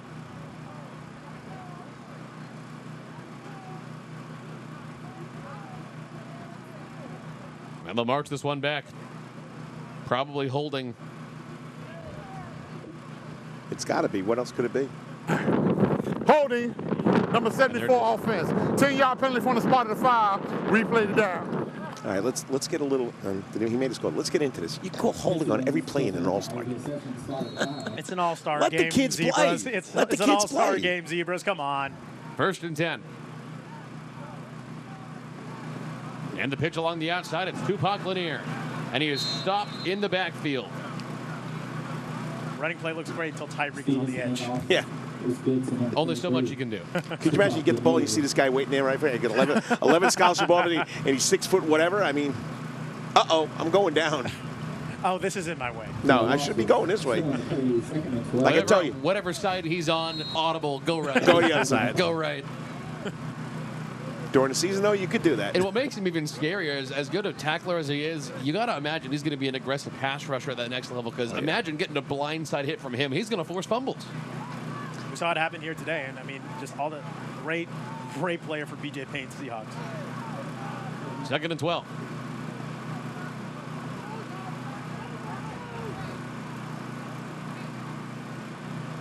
Stevens goes the other way. Evades a tackle. The Brunswick Pirates scampers up toward the 20-yard line. Wasn't able to do much. And the really impressive part on that play for me, Coach, is knowing that the defense realized early they were going the wrong way. The fact that they did not abandon their coverage and they kept those receivers running toward the sidelines made nothing happen. Now they stayed home, which is good. That's called responsibility football, assignment football. But go back to Tyreek Young. Go back to him. He's also going to put on 30, 40 pounds when he gets there, too. Oh, I'm sure. Could you imagine that on that kid's body already? Audible, away from him every single time. Shout out to all the fans who brave the cold out here, bringing out the blankets and every kind of sweaters that you can. Yeah, not a normal warm day here in coastal Georgia. 3rd and 10. Stevens looking for the first down. Play action, and Young takes him down behind the line of scrimmage. Game wrecker. You can have a game plan all you want for Young, and then it's just when he gets on the field, it's a totally different monster. Yeah, right here. I mean, just the discipline to stay with the quarterback. A lot of people try to get fooled with that read option. Tyreek was locked in. Just stayed home. Well, guys, as we approach the end of this game, I've got an interesting question for you. Like we said at the top of the broadcast, when people came to us and said, hey, what's the group we should watch this year? A lot of us, as Petrino lines up to kick a field goal, a lot of people asked us, hey, which group has the most college-bound kids? You're tempted to say watch the Coastal Empire receivers. I would say both teams' defensive lines today have actually been maybe the premier group, as Petrino from Richmond Hill, the future Maryland Terrapin, kicks it in. Another 41-yarder. Cha-ching. But what do you guys think? Defensive line today, maybe the most premier group? Oh, yeah, definitely. Digging into it when I went to the practice, because I went in with that mentality, and I saw how the coaches' eyes lit up when they talked about the defenses, especially when they were talking about their defensive lines. Like, it's going to be hard to move the ball against us, and as it is, 15-3 here, when we thought this game would be up in the 30s, those guys have played lights out. And you guys put the game together with Coach Lazat and Coach Haupt, and they told you getting offensive linemen was the toughest thing to do. Absolutely. I know I was honored to get, a text message, Coach, do you know how many offensive linemen we could call? I mean, or anybody that you would recommend. I mean, that's the toughest thing. The offensive line is where you got to start from. And maybe next year when the coaches put their teams together, they'll find guys or offensive linemen that can work together. Hey, you need the Hogs, right? You need the Hogs to make anything happen. I mean, when we talk about quarterbacks, running backs, and wide receivers working together, maybe you might need 2 or 3 offensive linemen coming from the same school if they're all seniors. If only schools were so lucky, that isn't always the case. That's what's going to happen this afternoon with the Falcons game. The Falcons game is going to be won in the trenches.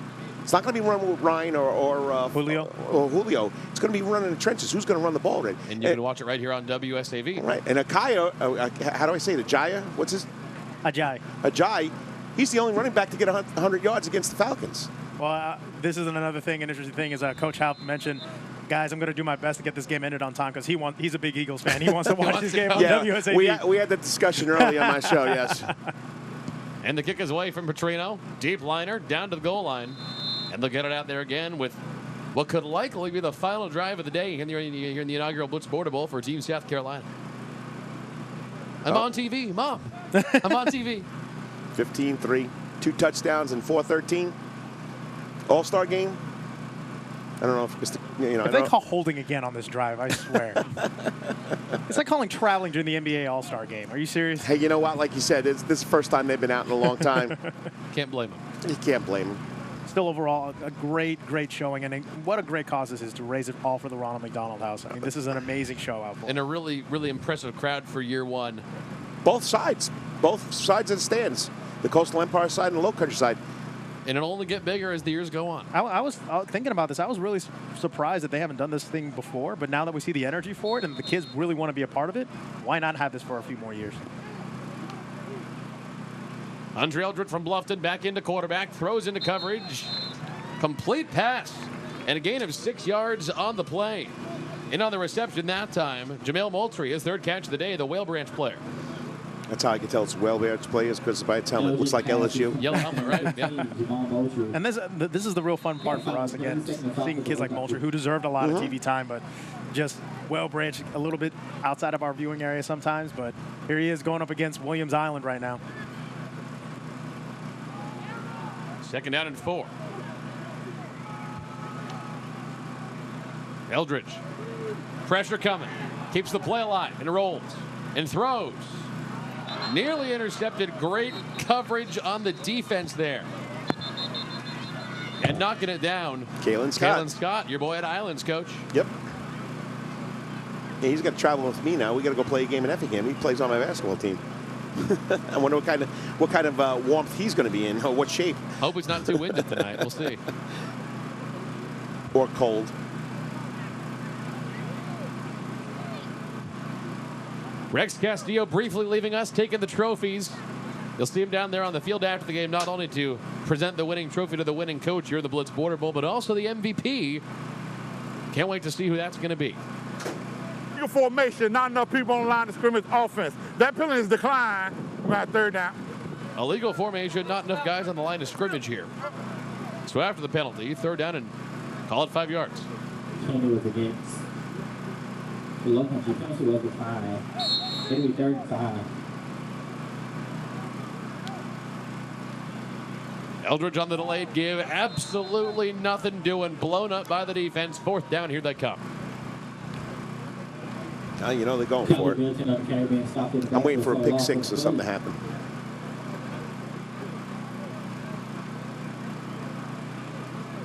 KJ Milner knocked him down at a Bradwell Institute. Leader of that stud defensive line. It'll be 4th and 4. Man, what a group of helmets you got there. You got Bradwell Institute, you got Glen Academy, you got Calvary, you got South Effingham. What a group of helmets, Coach. Oh, Wayne County, big boys at Wayne County. Talk about an all-star group. You got the maroon from South Effingham. Sorry, the cardinal red. 4th down and 7. Eldridge has protection, throws into coverage. Whale Branch makes the catch. It's Moultrie again, and that'll move the chains and keep him alive. Same route, Coach. Same comeback. Same comeback. That's probably one of the plays they worked on a lot. Here he is rolling out to his right. On the money. Great grab. And a great hit by Kalen Scott. Just couldn't dislodge it. No, they're not giving up here. No, not even close. 2.5 minutes to play. And they got out of bounds to stop the clock as well. Very smart.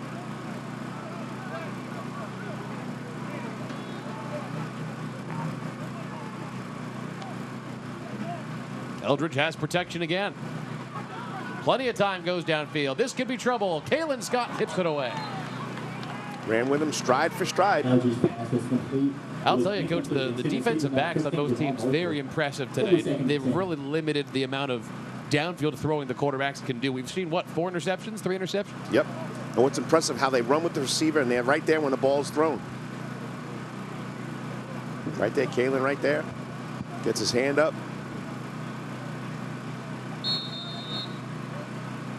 And the Island Shark, like you said, Coach, basketball game tonight. What are you guys thinking about Effingham? That's going to be a good game, right? Tough game. We played them once. We dropped at our place. They beat us by 4. So it's always a good game up there in the Palace and the Pines. There's a stadium you got to love going to. Got to love it up there in Springfield. 2nd and 10. Again rolling, again throwing. That one over the head of a group of players. That one could have been a little bit lower, could have been caught, also could have been tipped a couple of times. Tough play rolling to your left to try and turn those shoulders to get where you have to get to. I love it. I'm seeing just a little bit of trash talking on the field there by Kawan Williams at a Beach High School. The boy loves to talk. He never stops talking. I love it, though. You gotta I agree with you. Every team's got to have one.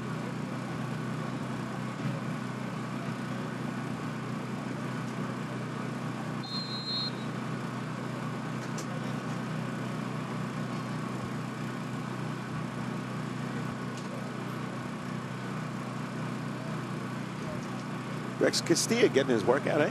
Yeah, Rex going to bring those trophies down to the sideline to hand off, like we said, not only the championship trophy to what now looks like it might be headed over to Coastal Georgia year 1. Matt Lazat might be hoisting it, but also the MVP trophy. Interesting to see who that goes for in year one, but I think we have a pretty good idea. We'll reveal it immediately after the game. 3rd and 10. And they're pulling out all the bag of tricks. But absolutely nothing doing. Ball is loose. It is recovered by Hunter Hall inside the 20-yard line. And the Glen Academy linebacker is still going down inside the 10. We got some excitement out of the kid right now. I haven't seen you dropped up that quick. What a play by Hunter Hall out of Glen Academy. The Red Terror showing why they strike terror into the hearts of opposing offenses. But, you know, he also is a two-way player. He also plays fullback for the Red Terrors, too. And what a great linebacker he is. Yes. Linebacker, running back. Forces the fumble right there. Picks it up. Himself. Wow. Gotta love to see that. And doesn't stop. That might be a play of the game nominee. We'll see. All right, Javonte Middleton into quarterback them. Flag before the play. Ball is loose. This won't matter. Middleton throws over the middle. Intended for Sam James. But I think that was some kind of illegal motion on the offense, and it was. He threw that flag down quick. Right away. I can't see from this angle, so. Go ahead, Coach. I'm still in your chair there, buddy. We saw that, what that call was going to be before it even officially happened. Movement in motion. Let's see. Illegal shift, offense, 5-yard penalty, replay first down. There it is.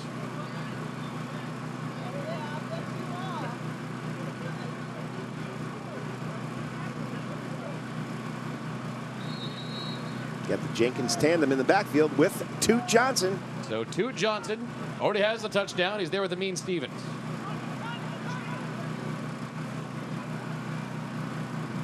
Middleton will pitch to Amin Stevens. The tree stump out of Jenkins takes it down inside the 5 toward the 3. And the clock will run inside 1:45.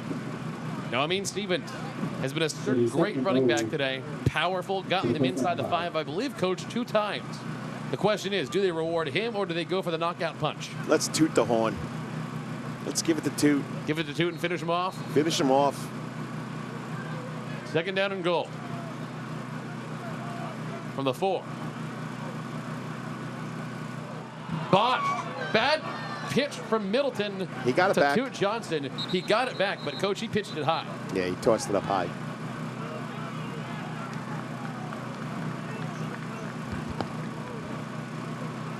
Looks like Georgia got it back, and they did. Clock stopped here. You got a timeout?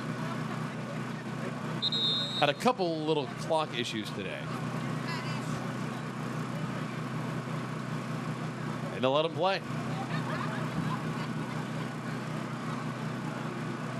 Let's take a look one more time. Forward pitch, incomplete pass. Yes, it is. I guess that's what he was doing. That's why. All right. 3rd down and goal from the 4-yard line. Middleton trying to take Georgia in for the knockout punch.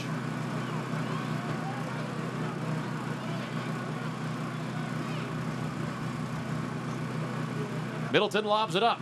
Corner of the end zone. Fade route. Out of bounds. It was intended that time for Demario Gant. But they'll say he caught it outside the back of the end zone, and that'll bring up 4th down. Yeah, he was out by about five yards. Good try, though. So 4th down.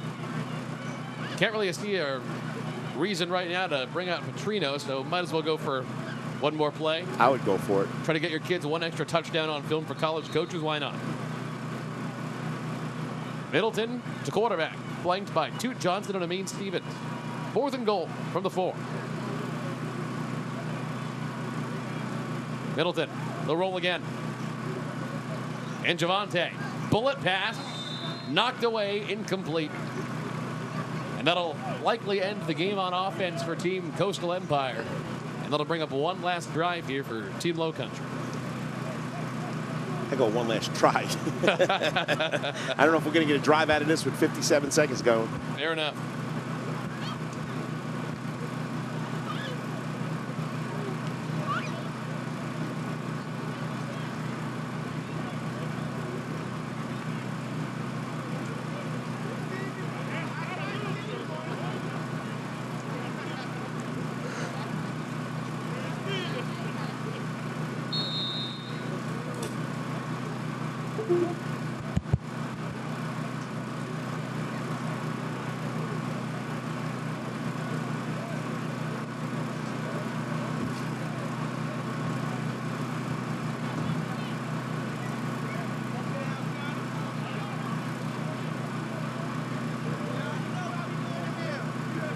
One last try here for Team Lowcountry. Andre Eldred from Bluffton. Lobs it up, gets rid of it, complete pass. Up to the 20-yard line, that's Akeem Jefferson, his Bluffton teammate. That'll move the chains. Eldridge pass is complete to number 5, Akeem Jefferson. For Lowcountry, first down.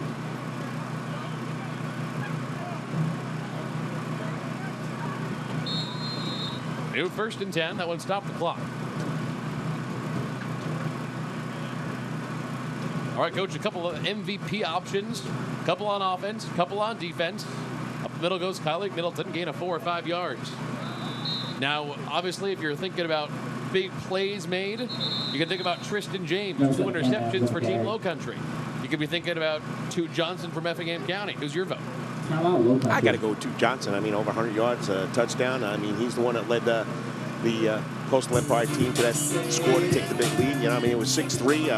Petrino's got three field goals, right? Right. So I would go with the offensive running back. A couple of options. We'll let you know right after the game. Our MVP, as well as who hoisted the trophy for the very first time. And I got to say, Carl, not only are we happy with the crowd that showed up, really terrific event put on by WSAV, the Savannah Morning News, the Ronald McDonald House. I can't wait to see what this looks like even just a few years from now. It should grow. I mean, now the kids know there's something out there.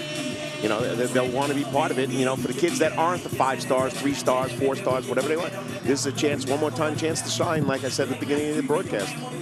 That's right. So coming out of the timeout, Team Lowcountry will have the ball 2nd and 6. And believe me, no stars wind up being NFL football players. Oh, it happens.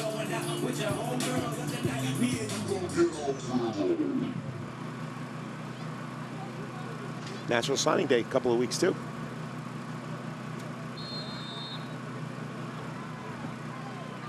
All right, 2nd down and 6.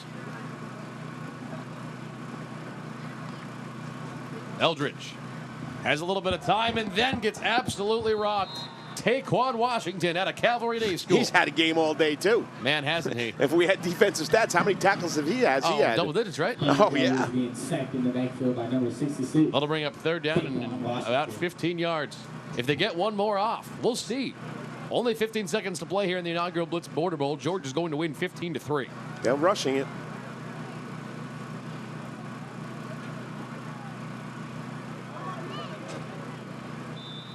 Incomplete pass. And this will be the final play. Folks, we are unfortunately at the end of our time here on WSAV. We got to dump out for NFL football and the rest. So for Carl DeMasi, I'm Greg Talbot, plus Rex Castillo and our Blitz crew. If you want to see the end of this game and the trophy presentation, head over to WSAV.com for the stream link. Look for that at the top of the page. You can watch the trophy presentations right after this.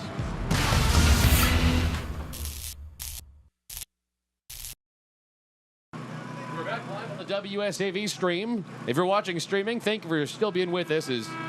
That is the end of the game. In year 1 of the Blitz Border Bowl on WSAV, Team Georgia, Team Coastal Empire takes down Team South Carolina Lowcountry 15-3. So since we're no longer on WSAV, we're going to stay here. No need to take the commercial break. We got that stuff out of the way. We're going to stay here with you. And right after the teams shake hands, we'll take it down to the field. Rex Castillo will have the trophy presentation on behalf of WSAV and the Savannah Morning News. Plus, you will have the MVP trophy presentation. That one still being discussed by our crew.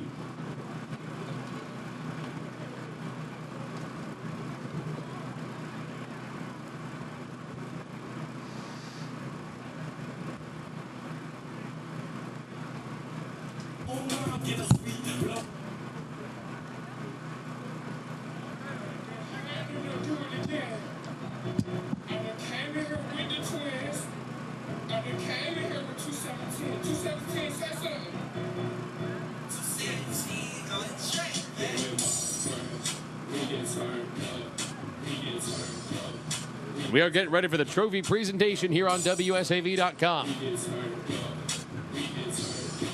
Ronald McDonald House Charities, the beneficiaries of this game, so happy to put this on to benefit folks and families who need the medical care the most.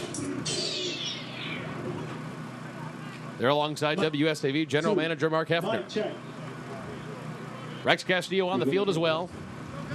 Get ready for the trophy presentation. Thank you so much. And let's toss it down to Rex. First inaugural Blitz Border Bowl shout out to the Lowcountry on a great showing, but congratulations to Coastal All-Stars for winning the first Blitz Border Bowl 15-3. Here is your trophy.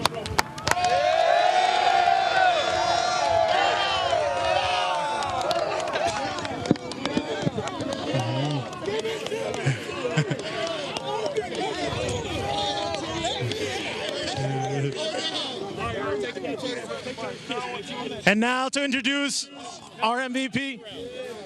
With over 100 rushing yards and a touchdown today, Effingham County's own 2 Johnson.